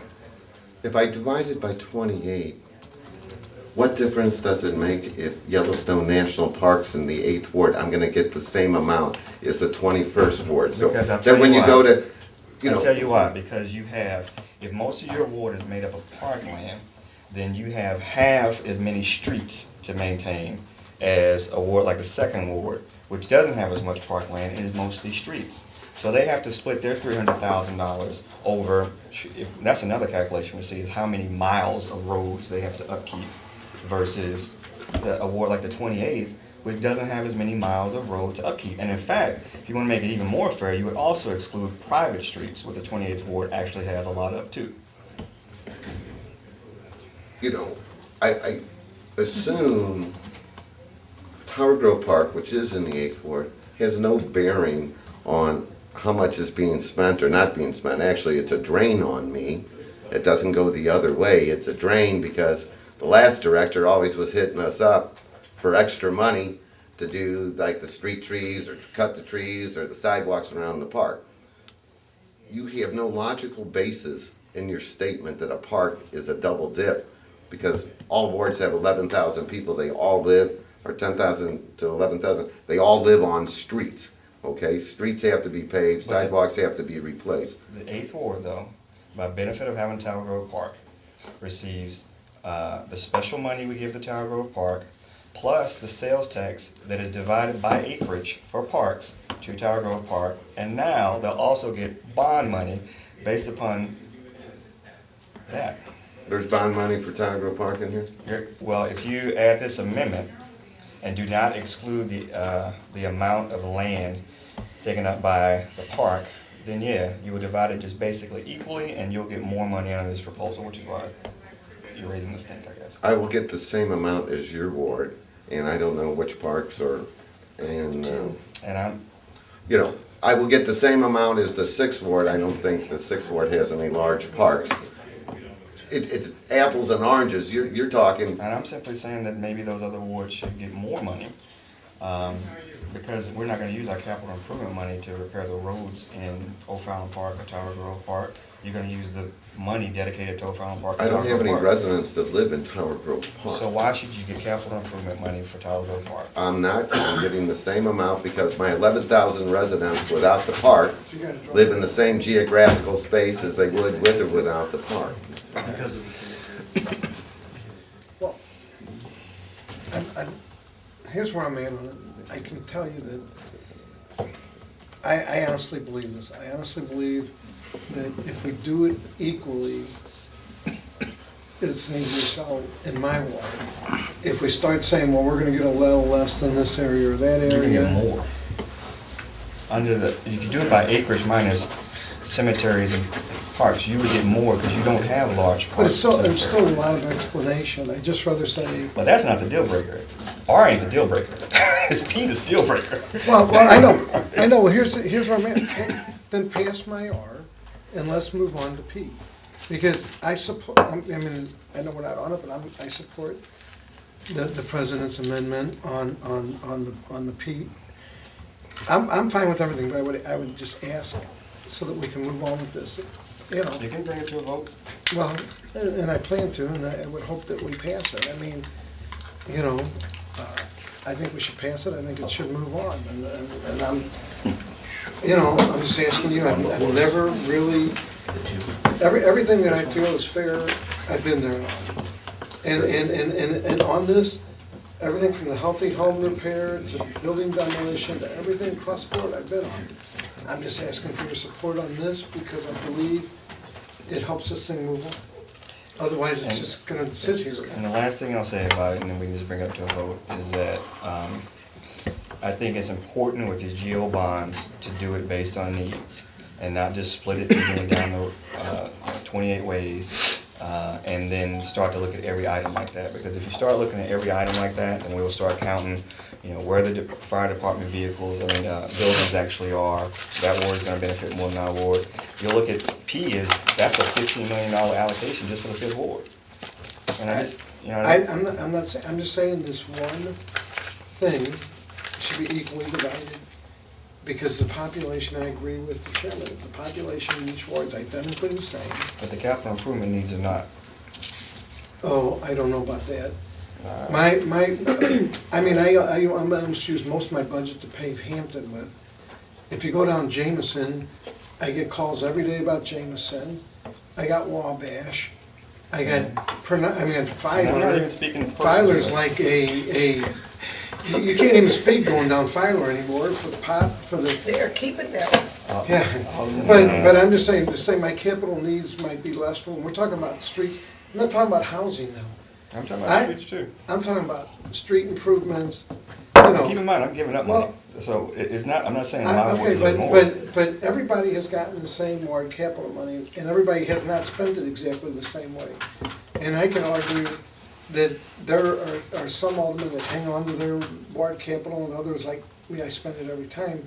But I would think that we're all getting ward capital money, we all get to make them same decisions, what sidewalks get done, what streets get done. You know, if we do trash cans, we don't do trash cans, how we do that, trees and all that, it all comes out of the ward capital money. Up until a year ago, our ward, well, we still don't, but we don't qualify for any of the CDA stuff, so, but other wards did, and I never complained, because I always thought, well, that's fair, it's okay. Alderman, let's bring. Well, okay, yeah, I'm fine with that. I'm just saying that, I would ask, I would ask for a favorable vote, I don't know if we can get it, but, you know, I think at this point, I'm not asking for anything that difficult, and I'm saying just in the spirit of moving this thing along, that we would pass this thing. President Reed. Mr. Chairman, I'm not sure the total impact one way or the other on this amendment. I know that it was a good compromise that the committee came up with in the past. Not having the numbers in front of me today, what the breakout be by acreage and the change, I'm probably going to be voting just present on this amendment today because I don't know the total impact of it, and having spent so much time talking to each individual alderperson, I just, without having the balance of facts, I probably should. Well, I tell you what, who's got, But it may, Who's it got may the not make any information? difference based on what Michael was saying. who's got the information? Because I think that, Probably put it out pretty quick. the original amendment was partially brought forward by Joe in the last committee in conjunction with Alderman French. And I thought it was a good amendment, but I understand that this is a change that the chairman would really like to see today. And I think it's important to move forward with the bonds, the total package. All right. And get amendment number P passed, because I think that's the one that's really significant. But if indeed what we're being told that it doesn't make that big of a difference with or without the cemetery land and parkland, but we don't have any facts to back that up right now. All right, so here's what we can do. I know that Alderman Kennedy is waiting for us. We'll come back tomorrow at 8:30. No, You guys it's too late. Yeah, we're done. We don't have Today's 20 Thursday. We don't have Yeah, we did 24 hours. 24 hours. Yeah, You come back after the board meeting. Too late. too late. Well, then we'll do it next week. And the information is we can put this on in September. No, no. It'll be in There's no November. September election. It'll be November, and we run, hey, Paul, could you speak to that? What the impact to the city would be and the credit rating and different things? Yeah, each, first of all, you need a 10-week, It's the state dates. you need a 10-week notice prior to getting on the ballot. And so the August ballot, you'd obviously need by the end of May. The new levy, the tax levy each year is set in September. So if something's approved in August, then they can take that into account when they set the levy. And as I mentioned when we started, there's a potential rollback, which we would be capturing in order to minimize the impact of the increase, right? So if you capture that rollback, you can issue up to about 50 million or so, it was last estimated, without increasing the levy. But you would lose that opportunity if it occurs after August, because then the new property tax rate would be set, so. Yeah. Hey, can I make a recommendation, Mr. Chairman? If we pass this out today as is, and then we have between now and tomorrow morning, actually now and next week, to come up with any. We won't be able to suspend the rules and go floor to Oh, solid. that's right, we'd have to do it. We need an additional board meeting. Or Like in the middle of the week. procedurally, you could Yeah, right, suspend. because the we law would and have do to, it. We we could would go have from to wait. second, and that would give us the time to suspend. Can't you do So- an additional board meeting the same day, like 2 You meetings can't on do it. Friday? You can't do it Like same 2 day. days or 3 days? All right, and the significance here is the real capital needs is 155 million. The rest of this has been added subsequent from what the capital committee had wanted to meet political needs and political desires. That's not necessarily going to garner the favorable support across the board by voters. But if you're going to ask the voters in the 8th Ward, or you're going to ask the aldermen of the 8th Ward to support this, it will go down in flames. That's all I have to say. Mr. Clerk, please call the roll. Amendment 1 stands before you. Is there a motion on the? Yes. It's been moved and seconded. Alderman Kennedy. Alderman Moore. Pass. Alderman French. No. Alderman Vaccaro. Aye, yes. Alderman Carter. No. Alderwoman Murphy. No. Alderman Ogilvy. Aye. Chairman Conway. Aye. President Reed. Present. Alderman Kennedy. Alderman Moore. I object to the process, but I'm gonna just keep passing. Alderman Kennedy. Alderman Moore.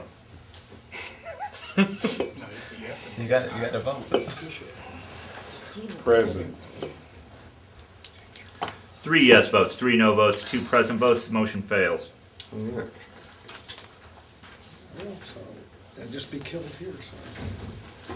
Might as well. Mr. Chairman, I plan on voting for it Yes. and everything myself. this amendment number 1, why didn't we go back to speak on amendment number 1? That's why I'm voting present, because you said you was gonna go back to Mr. Shepherd and speak on amendment number 1, but you never did. You called for the vote.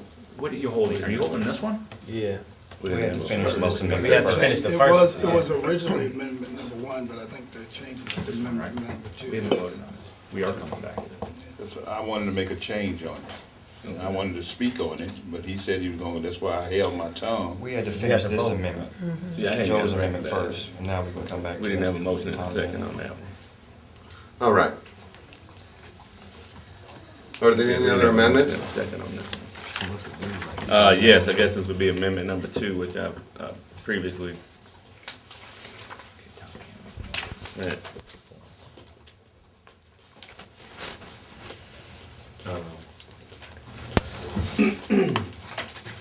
Change that, number 1 to 2.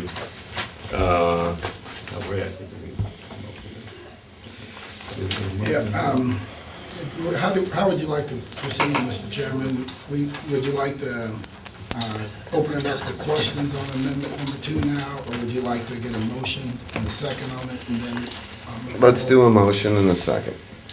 I move that we adopt amendment number 2 for board bill number 2. Second. All right. President?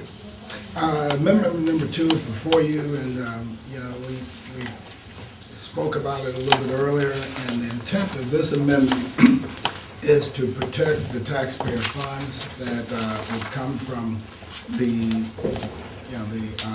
bond initiative, or an additional tax that people would pay, to assure that those funds do not unfairly end up in the hand of an independent private developer, and that the taxpayers have some assurance moving forward, and also when they vote on this, that their funds are protected, but still allow for the retention of the National Geospatial Intelligence Agency, if need be.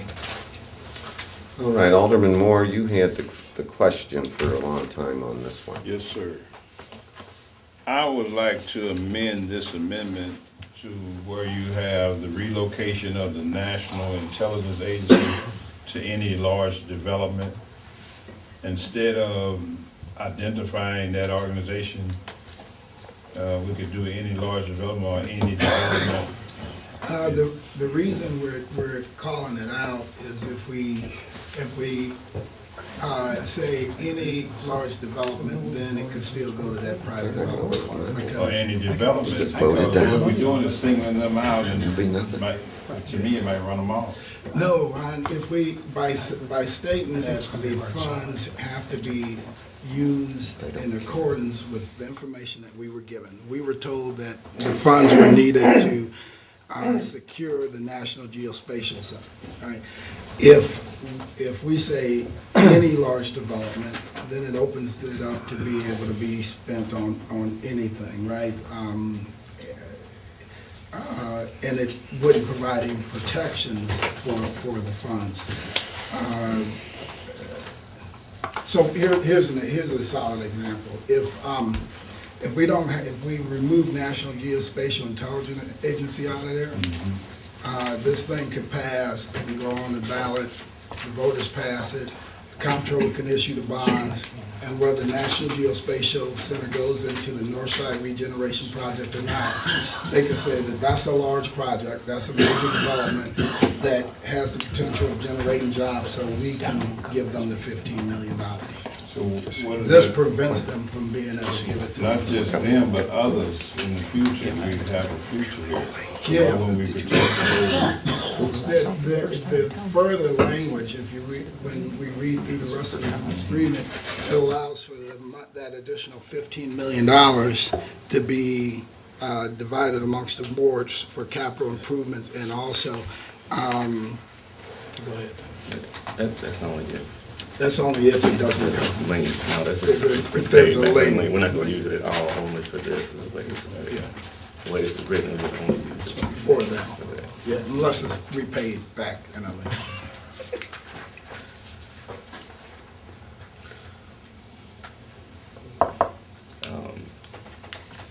That's the change in it. Okay, gentlemen.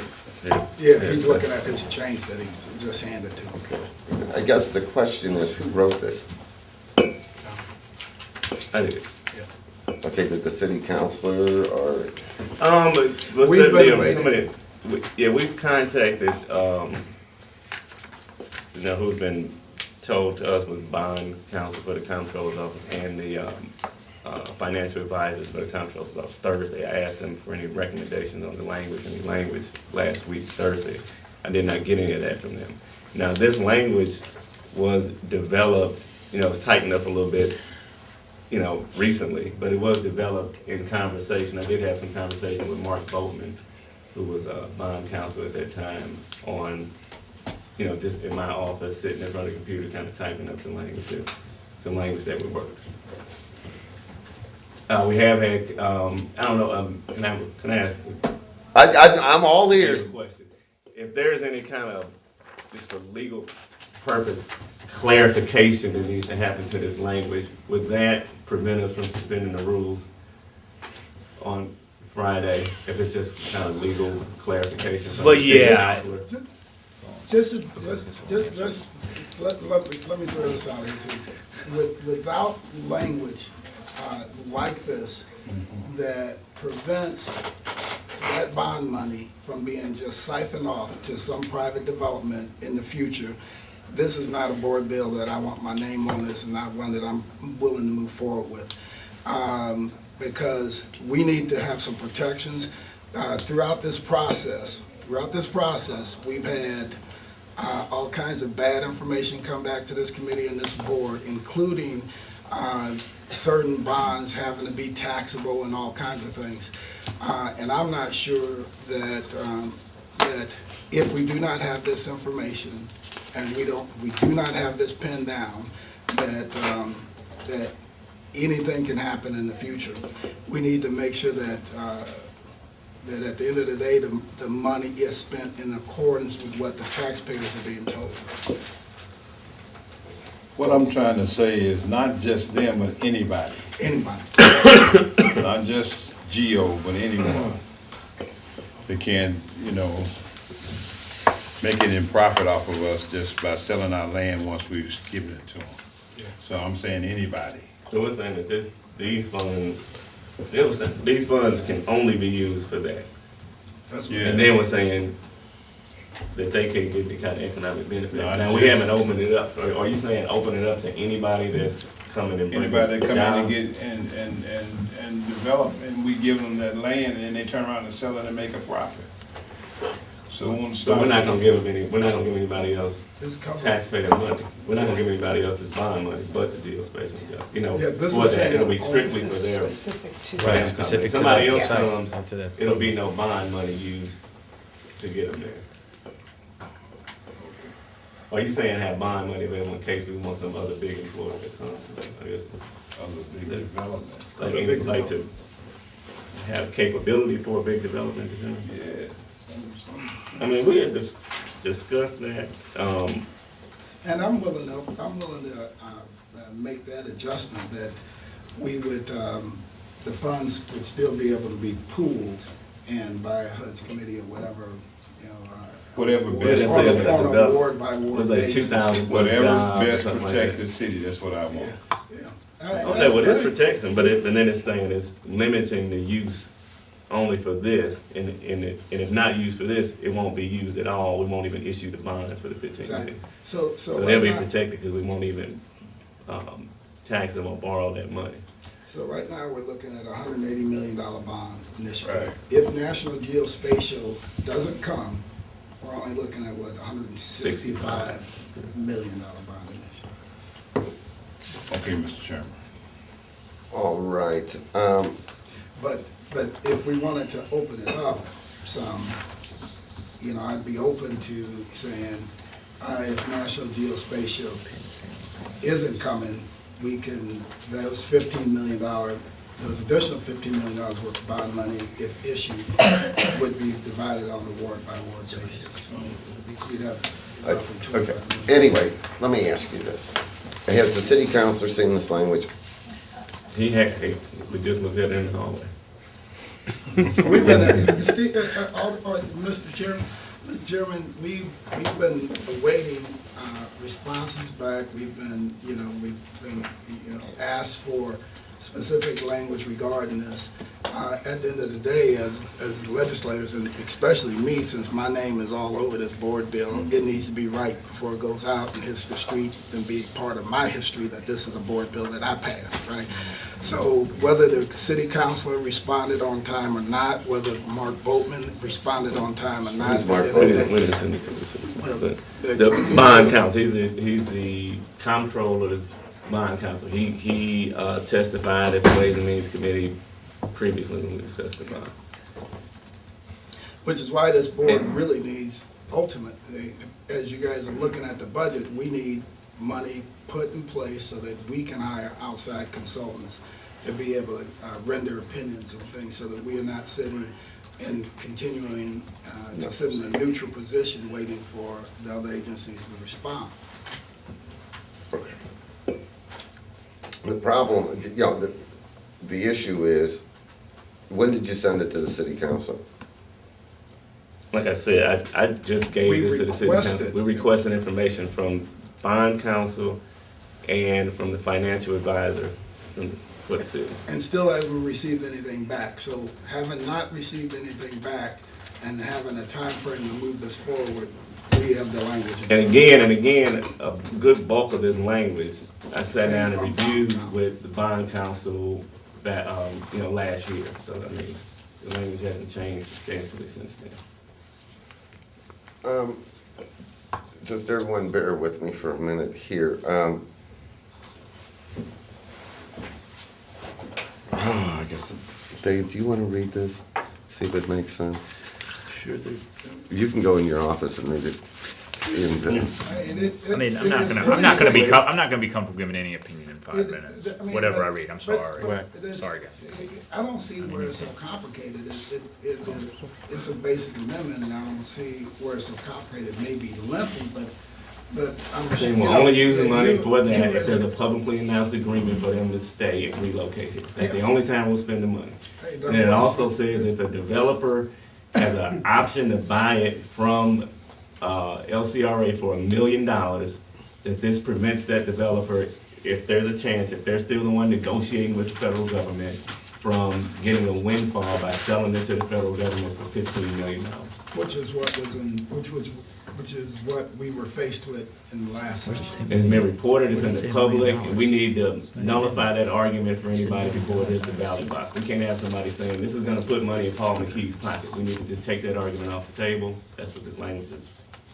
No, and I agree with your intent, but there's so much garbage in this bill already on money's going all over. Well, that's not Your effective, intent isn't it? here is important, but I want to make sure it doesn't jeopardize the whole bill. I mean, we need someone, I'm an attorney, Dave's an attorney.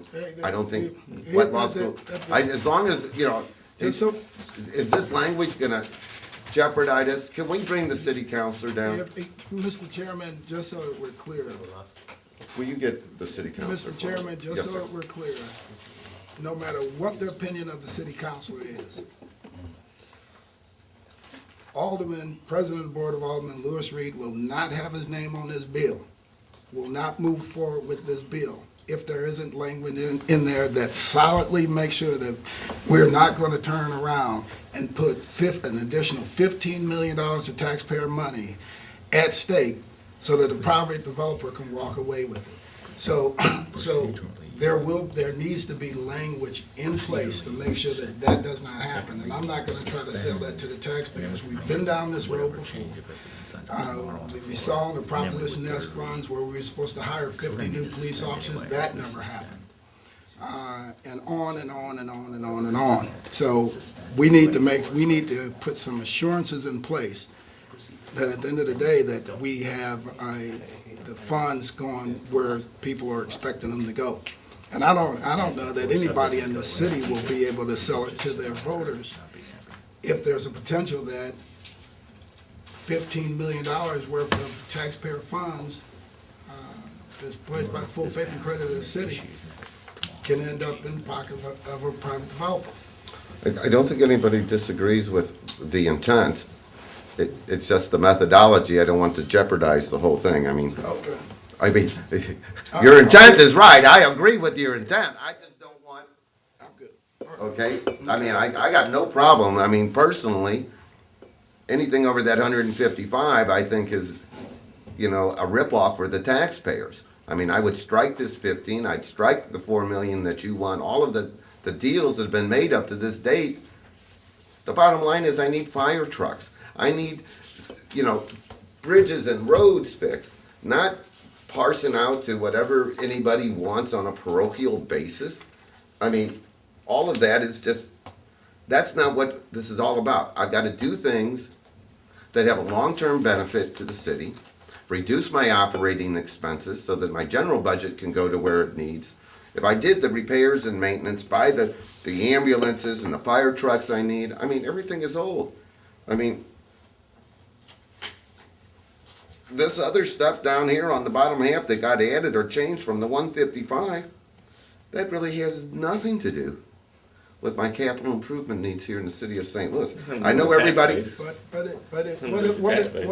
it does is, when the original list was put out and the Post-Dispatch wrote about the original list, I didn't find any voters in the city that came to me. As a matter of fact, most of the calls, not most of them, all the calls that came to me said, look, I have this issue and that issue on my own home. Why would I pay additional tax to patch City Hall's roof or patch a bunch of roofs on firehouses or put new doorknobs in the courthouses or buy a bunch of new cars? These are the things that the taxpayers are saying. And but the things that they need to see, the things that they've asked for, are some of these other things that we've put in there so that they have an opportunity. Everybody has an opportunity to go vote for this thing. Across the full spectrum of things that will be made available through the bond. I'm sure if individually, if we go around the table, each one of us will have a handful of things in here that we don't like, right? What we do want to do is to put as comprehensive list out as possible that can appeal to a much broader spectrum of people, everybody from the 20-something-year-old folks, 18, 19, 20-year-old folks, all the way through to our seniors, where they feel like, yes, I feel like if I pay an additional $50 or $100 a year, that I will receive some benefit from this. And I think that's where the $10 million in Lord capital comes into play, because they feel like, okay, yes, I can see something coming back to my neighborhood. I'm just not getting my fair share, so that's why in the 8th Ward we'll be against it. You know as well as I do, like Alderman, to come up to fund one of the major neighborhood initiatives, whether it's street lighting or whatever, right? We have to squirrel away $10,000, $20,000 a year through, across 10 years to be able to do some of those things. This allows for some of those projects that neighborhoods have had on their books forever, that they've been trying to figure out how to fund. This allows you to be able to do some of those things.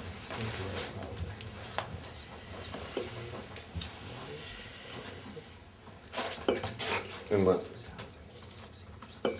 the one I would point out, what we need is the fire trucks, the police department additions, corrections, building demolition, what the Citizens Capital Board came up with, or what the Capital Improvements Committee came up with. Those were the true needs.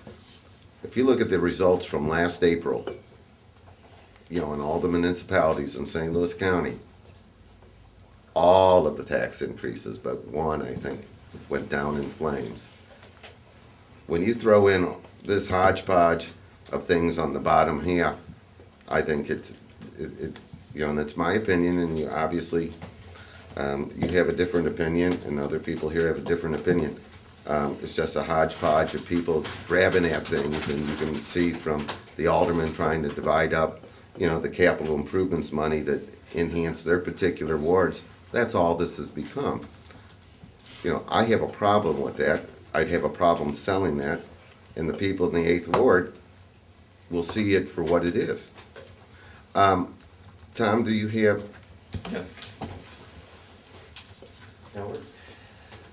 They just wanted to. Okay, yeah. Okay, what are we doing? A 10-minute countdown? I'm sorry. Okay, city council, the only question, I don't care about the language or if it's sloppy or not sloppy or anything else. Okay, but I just want to know, is there something that would have a, you know, negative legal impact on the bond issue if this made it and somehow the voters voted for it? Is there something in that language of that amendment that's gonna kill my bill? And what we're talking about is this amendment to Yeah. dealing with the National Geospatial I mean, Intelligence Agency. I don't care about Yeah. the content of it, but is there anything there that will interfere with the ability of this bond issue, A, to get on the ballot, to actually be recognized as legally operative, those types of things? Yeah, so to clarify earlier, and I think Tom clarified this, but the first time I saw this was when I walked in the room earlier this morning. So we haven't had an abundant opportunity to digest it all. But what I would say is if the committee adopts it, we will certainly look at the language to make sure it's clearly accomplishing the purpose for which it's intended. And to answer your question more directly, I don't see, based upon this review as of 15 minutes ago or so, don't see any of those types of problems that you just asked about. Okay, and then, when can I have special elections of this magnitude? Can I have it anytime I want? If they're scheduled by ordinance, yeah. Okay, so I could have it in September? I think so, depending on all of the details. Yes. But it's not just having it anytime you want. Paul, could you? The state actually issues specific times for election dates. One of them being August, one of them being November, So one of it'll them be being November. March, which would be the municipal primary, and one of them being April. And there is there's certain months which are established by statute as election dates. And that's true. Nancy Kistler has looked at this yesterday, and that's generally true. That's the ordinary practice. But for this specific type of election, there's a little bit more flexibility. But I'm sorry to interrupt. Oh, no. Right. We would, I think it's safe to say we'd be looking at November for an election if we don't pass it. I think that we should, move forward with that in mind, that we're looking at a November election, based on everything that we've gotten thus far. Okay. Anybody else have anything they want to add? Alderman French? Thank you. So my main question about P is, what is the total cost of this NGA relocation project? So when this thing came in front of the HUD's committee, we were told at that time, I remember very specifically, they told us that it was gonna cost about $8 million to acquire all that land. And then after we passed it, I think we passed it in one hearing, so after we passed it, then there were media reports about specific businesses that are located in that area. Some of these businesses alone would cost about $10–15 million to acquire, specifically that Faultless place. And so the number was then reported at upwards of $40 million to acquire all that land. So I just kind of want to know, one, what is it going to cost? And what that will then tell us is if it's worth it. I mean, there's a certain amount that you can spend that it just no longer makes any mathematical sense. Yeah. You know, it doesn't make any sense to spend $100 million to keep $2 million worth of annual revenue. It just doesn't make sense. So I think it's important to know what the total cost is. And then in that same line of thought, it would be interesting to know, if we borrowed $15 million for that, if we needed to borrow $15 million for that, what it actually would cost us by the time we repaid that $15 million. And then the last thing is that, is this money under P for land acquisition, would this also be available for potential eminent domain use? So if, as is authorized, at least the first step of it is authorized in the bill we passed, would this money be used to kick people out of their homes?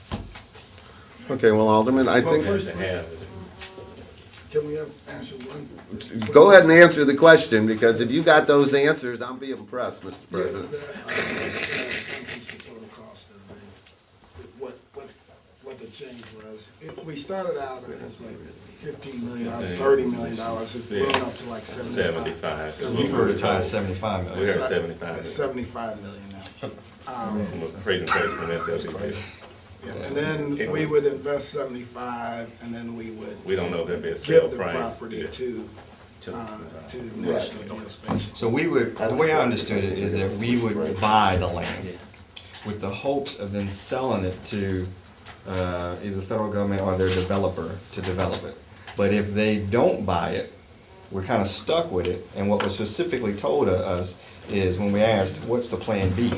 The plan B would be Paul McKee, that he would then buy that land from us that we acquired. Now, obviously, in the month since then, it looks like he's in no shape to buy anything. In fact, his property is being auctioned in the next few weeks. So it looks like we don't have a plan B. So I think the last thing we need to do, though, is, especially if we're putting in a bond issue, is expend all this money to acquire the land and not have a real project. Yeah, and what this amendment does is it assures that If it doesn't happen, then that will go back. Right. But We- the we- question we about don't the know. We amendment, wouldn't though- even issue the bond. We We wouldn't don't even even- issue we the can't bonds if even- we don't get, if the Geospatial Center doesn't relocate to the city of St. Louis, And we say will that not that's issue where that they 15 wanna go. million. But my We only question issue is, doesn't the 165. acquisition have to happen before they make their decision? We're not gonna use this money beforehand. Exactly right. So what would it be used for then? Well, this Because the one, acquisition will be done. yeah, part of what they were gonna do, they were gonna do Streets and acquisition, but they also were gonna get options, right? So, the people that they have to acquire, they're gonna use whatever funds they have now to work through So the they get the acquisitions. options, and then this can be used to. Yeah, and the only way this money would be able to be used is if National Geospatial said, yes, we're going there, right? Or yes, this is the site that we're gonna choose. Otherwise, those bonds won't even be issued. We're on amendment number 2. Is there any other discussion? All right, it's been moved and seconded, amendment number 2. I think French had some questions he was gonna, right before we. Amendment number 2 is before us. If you're in favor for it, say aye. If you oppose it, say no. Mr. Clerk, please call the roll. Alderman Kennedy. Alderman Moore. Aye. Alderman French. Alderman Vaccaro. Aye. Alderman Carter. Aye. Alderwoman Murphy. Aye. Alderman Ogilvy. Aye. Chairman Conway. No. President Reed. Aye. Alderman Kennedy. Alderman French. 6 aye votes, 1 no vote. Okay, now, before us is the full board bill. Is there any discussion? We will go in order. Alderman Conway, I have one more amendment. The president has one. Oh, the president, I'm sorry. I have in my hand, one more amendment of the president. Well, okay, let's see what you got this time. This would be amendment number 3, and this is, there've been, more than one version of ballot language that we, have come up with over the time we've been working on this. And, certain versions of it, That's not the certain versions of it. City councilor, please don't leave yet. Have you seen what he's gonna give me here? I mean, I don't know. He doesn't what- need to see this one. Okay, so there was, certain versions that have passed around with the ballot language. And in some version of the ballot language, we took out certain items that we weren't including on this exhibit list and back and forth. Well, in the board bill that got introduced. Michael, any copies from you? I can. We had some. I got more, I can just mark. But the, in the ballot language on on what got introduced, there's not a, there's no wording for, a, home repair program. We have it on the exhibit, but it's not in the ballot language. So if the ballot language reflects what's in our exhibit, in which it was just an oversight, that it got, the version that got introduced was one of the versions that didn't have that in the ballot language. So this is just correcting that.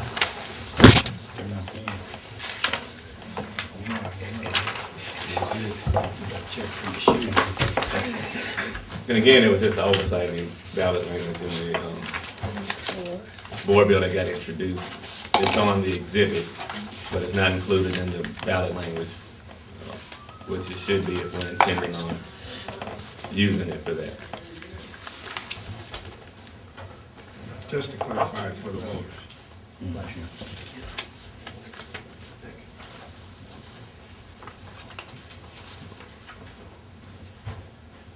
Again, it was just an oversight. Anybody got any issues with that? Nope.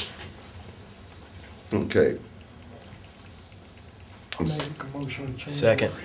It's been moved in second. Mr. Clerk, please call the roll. Alderman Kennedy, Alderman Moore, Aye. Alderman French, Alderman Vaccaro, Aye. Alderman Carter, Aye. Alderwoman Murphy, Aye. Alderman Ogilvy, Aye. Chairman Conway, Aye. President Reed. Aye. 7 aye votes, 0 no votes, amendment number 3 passes. Any other amendments? No. Okay, now before us is Board Bill number 2 as amended. Is there any discussion? Okay. The chairman will speak to Board Bill number 2. If nobody else has anything to say. The original needs as determined by the Capital Improvements Committee, the Capital Committee, was $155 million. The purpose of it is to replace the fire department vehicles, buildings, police department funds, corrections, public safety, and building demolition, city streets and bridges and other city buildings and facilities, and some other city vehicles. In the intervening time, different offices and different people here decided to fork it up, $25 million, as gimmies and buy-offs to whatever groups that want it. And what you've done in this process is you've jeopardized the ability of this bill to pass. As the voters, I couldn't ask them, especially when even the residents in the 8th Ward don't get treated fairly. I can't ask them to support this. You need 2/3 of the votes of the city. If you want everybody in the city's money to pay for the pork, you should at least treat them fairly when you invite them to the barbecue. Even though I'm opposed to it in this condition, we're doing things, home loan repair programs. We're borrowing for years and years and years. You don't borrow for 30 years to put a stove in your house or to paint your house.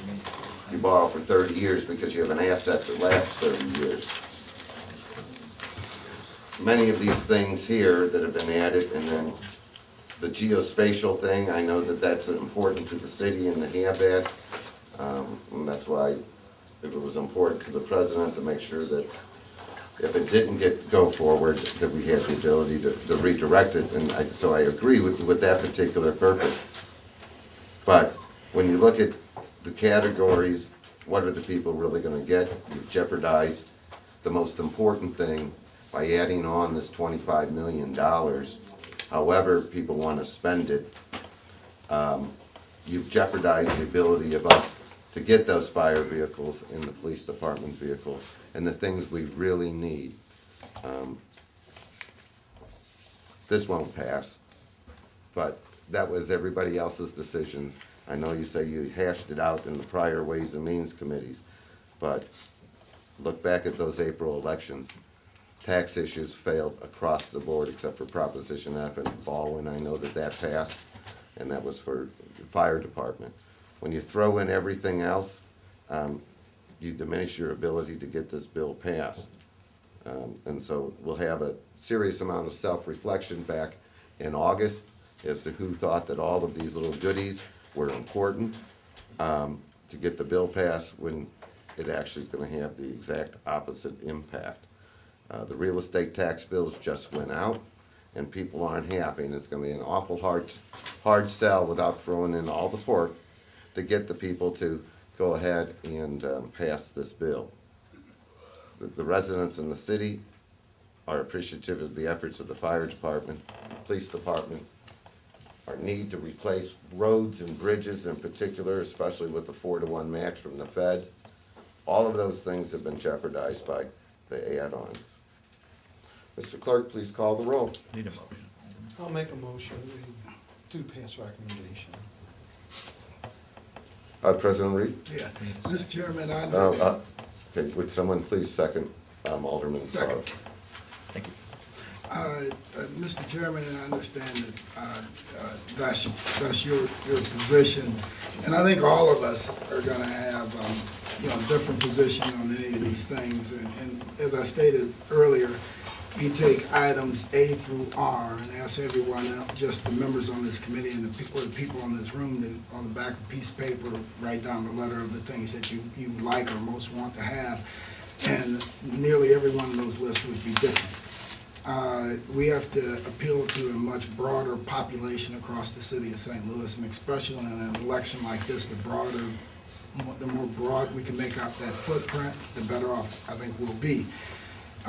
We know that from just initial assessment, when the Post-Dispatch and others wrote about what was in the bond, when they wrote about the fact that the city was going to issue bonds to repair the roofs of City Hall and put new doorknobs in the courthouses and things of this nature, or buy a bunch of new vehicles, as in line H, which came out of the Capitol Committee. People said, why should we be buying you new cars and patching your roof when I can't buy a new car and patch my own roof? That's what we heard. But you know as well as I do, for neighborhoods and communities that are trying to better their community, it takes years of saving up capital funds for the alderperson to help to offset the cost of those projects, whether that's street lighting improvements, whether that's in the case of like Lafayette Square when we had the urban plan, which we changed all the streetscapes and everything, made a tremendous difference in the neighborhood itself and bettered it and prepared it to meet the needs of the businesses that were coming in there. So that's some of what happens in here. So if you look at line item R for the Ward Capital Fund, that gives the alderperson an opportunity to work with those neighbors throughout those communities to say, yes, some of your tax money is coming back here, and yes, this gives us an opportunity to fund said project. Every ward will have a different one of those. We know our recreation centers are in disrepair. We know how that impacts the crime rate in our city. This summer we're gonna see a rash of crime like we've seen every summer prior to now. But if we continue to disinvest in these communities, continue to disinvest in our kids and in the rec centers, the places where they can go and have organized activities, we're not going to see any change in that. So we shouldn't sit and think that we will. We talked about line item P ad nauseum, and that's the land acquisition and site development infrastructure costs, right? I think it was important to make sure that we had that pinned down where it wouldn't go anywhere but to its intended purpose. Line item L, that's not an original idea. City administered home repair program. Other cities like Austin and those cities like that, when they've done major bond initiatives, they found that single item was the the number one item and the longest and the most impactful item are the bond initiatives that they've done, and they've had very similar bond initiatives that we've had here. We know that in the current home repair program, it takes on average 10 years to get to the top of it. So if you're a senior or whatever, you apply for it, you have a leaking roof or whatever, well, come see us in 10 years, and then we'll see where you're at with that. This does not cure that, but it gives us some help. It allows us to actually, go get other matching funds and things of that nature. Can you expand that? I'm the primary sponsor on this bill. Do I like everything in this bill? No, I don't. I also know that what the bill does, it gives us an opportunity to put something out to the taxpayers, to give them an opportunity to decide how their tax money will be spent, and if indeed they agree to some of the things that are in here. So I think we're reaching out to as broad an audience as possible, and I think it's important moving forward. Well, that's all well and good, but when voters in the 8th Ward see, like, the aldermen from the 21st disdain for their ability to pay taxes in and not give them back their fair share when many of the other things won't be coming to the 8th Ward, those are the types of things and the types of attitudes that are counterproductive, have assured that this will go down in defeat. And Mr. President, assured that this will go down in defeat. And until those types of perceptions are corrected, the pork that was put in here, and the greed in which the alderman from the 20 greedily thinks that he's taken it away from the 8th Ward disproportionately, that's why the people in the other wards should vote this down. We're going to bring this to a vote, but I think it's nice that the committee hearing is broadcasted, because that way the people can see how parochial, that this had to be divided up to get the support, and then the people can decide, how badly do I want to have the police and the fire department operating effectively in the capital improvements and the bridges? And can we trust City Hall after they throw in everything but the garbage sink at the end? Okay. And that's why we comments? created that bond oversight committee. There's been a motion to pass the whole thing. Okay. Are we still open to comments? Sure, Alderman. So, one thing I think is important is everybody take a look at the map of the city of St. Louis. And so one of the reasons that it's important to maintain that language in line item R is if you look at, for instance, the 2nd Ward, the size of that ward versus other wards, you can see why it doesn't make sense for that ward to only get $300,000 while other wards get the same amount. And you'll also get a better idea too, if this was in color, it would be even more helpful, excluding certain parts. So if you look at the 28th Ward, by far the majority of that ward is not streets that we get paved, it's park. That already gets funded through park tax, always gets funded through the special bond we did for them. And you can actually compare sizes of wards. And so, excluding the park in the 21st Ward with the current language, the 23rd Ward is getting more money than the 21st Ward. It is a larger geographic ward than the 21st Ward if you exclude the park. And the 28th Ward and the 21st Ward are very comparable in size, especially when you exclude our park spaces. And if you only do it by number of ward, or by ward, what you see is that if you look at the city's divide, there are many more wards on the south side than there are on the north side. So I think it's better and more fair to do it by acreage, which is fair, than it is to do it by simply ward number. All right. The acreage is fair. Last point though, and I don't disagree with you that there are some things in this proposal which threatens its passage, and I do agree with you that 80% of everything in here should be universally agreed to. Nobody has any problems with a good 80%. I do think the inclusion of that section P brings a vocal group that will protest it and be strongly against the whole thing because of the inclusion of that P. I don't think anybody opposes capital improvement funds or will oppose home repair programs, but I think you will have people actively opposing P. And while we didn't go through these different items, which we did, I did have a question regarding A, the fire department. It looks like their allocation, so while the police department got the exact amount that was considered critical, the fire department actually, I think their critical number was 39 million and they only got 27 million. So there were some areas that I did have some questions about. And under D, I don't know who can answer this, under corrections and public safety, does that include HVAC for the workhouse? No. No? Yeah, no. It includes new windows and some other improvements, but not that full thing. I mean, that's a capital need that's been put off for a long time. It's immoral to keep people in that building at 170 degrees in the summer, over capacity and, yeah.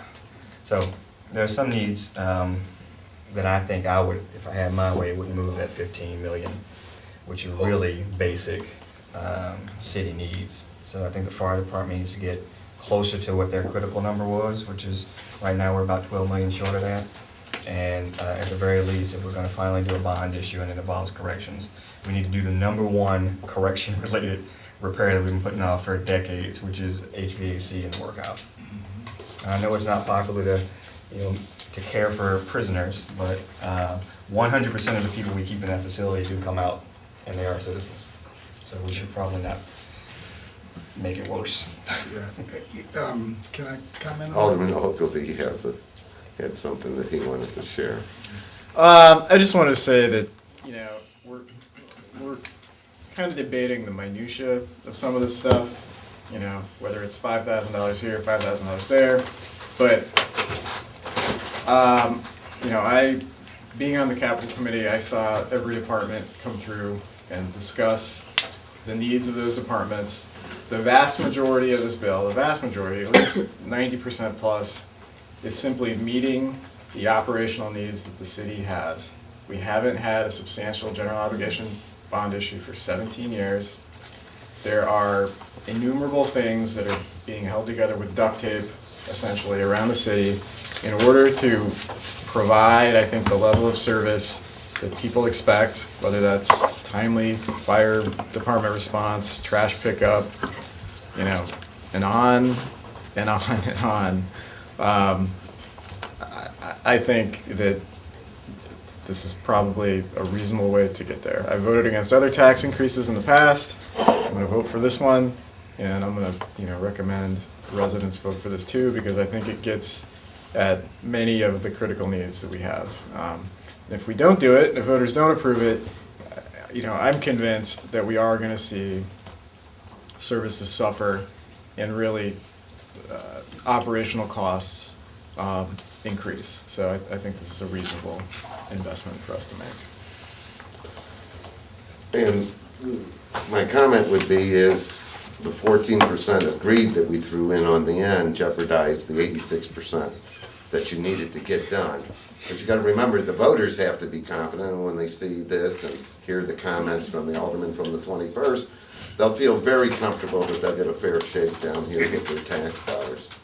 Mr. Clerk, please call the roll. Alderman Kennedy, Alderman Moore, Yes. Alderman Vaccaro. Finch is actually ahead of me.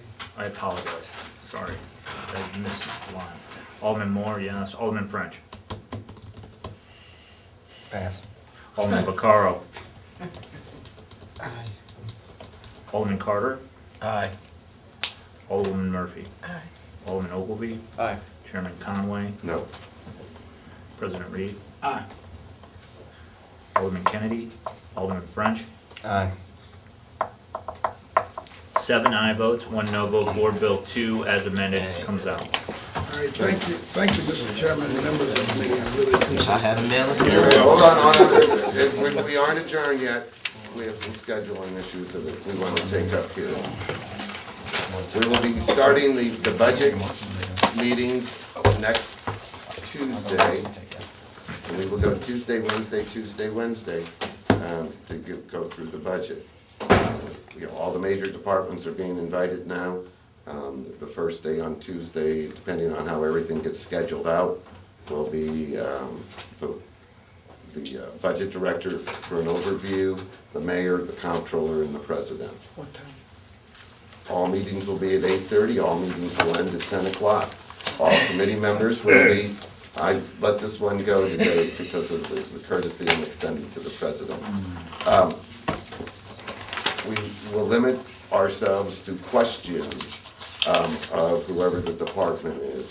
If you want to pontificate, take these news media out to the hallway and tell them whatever you want.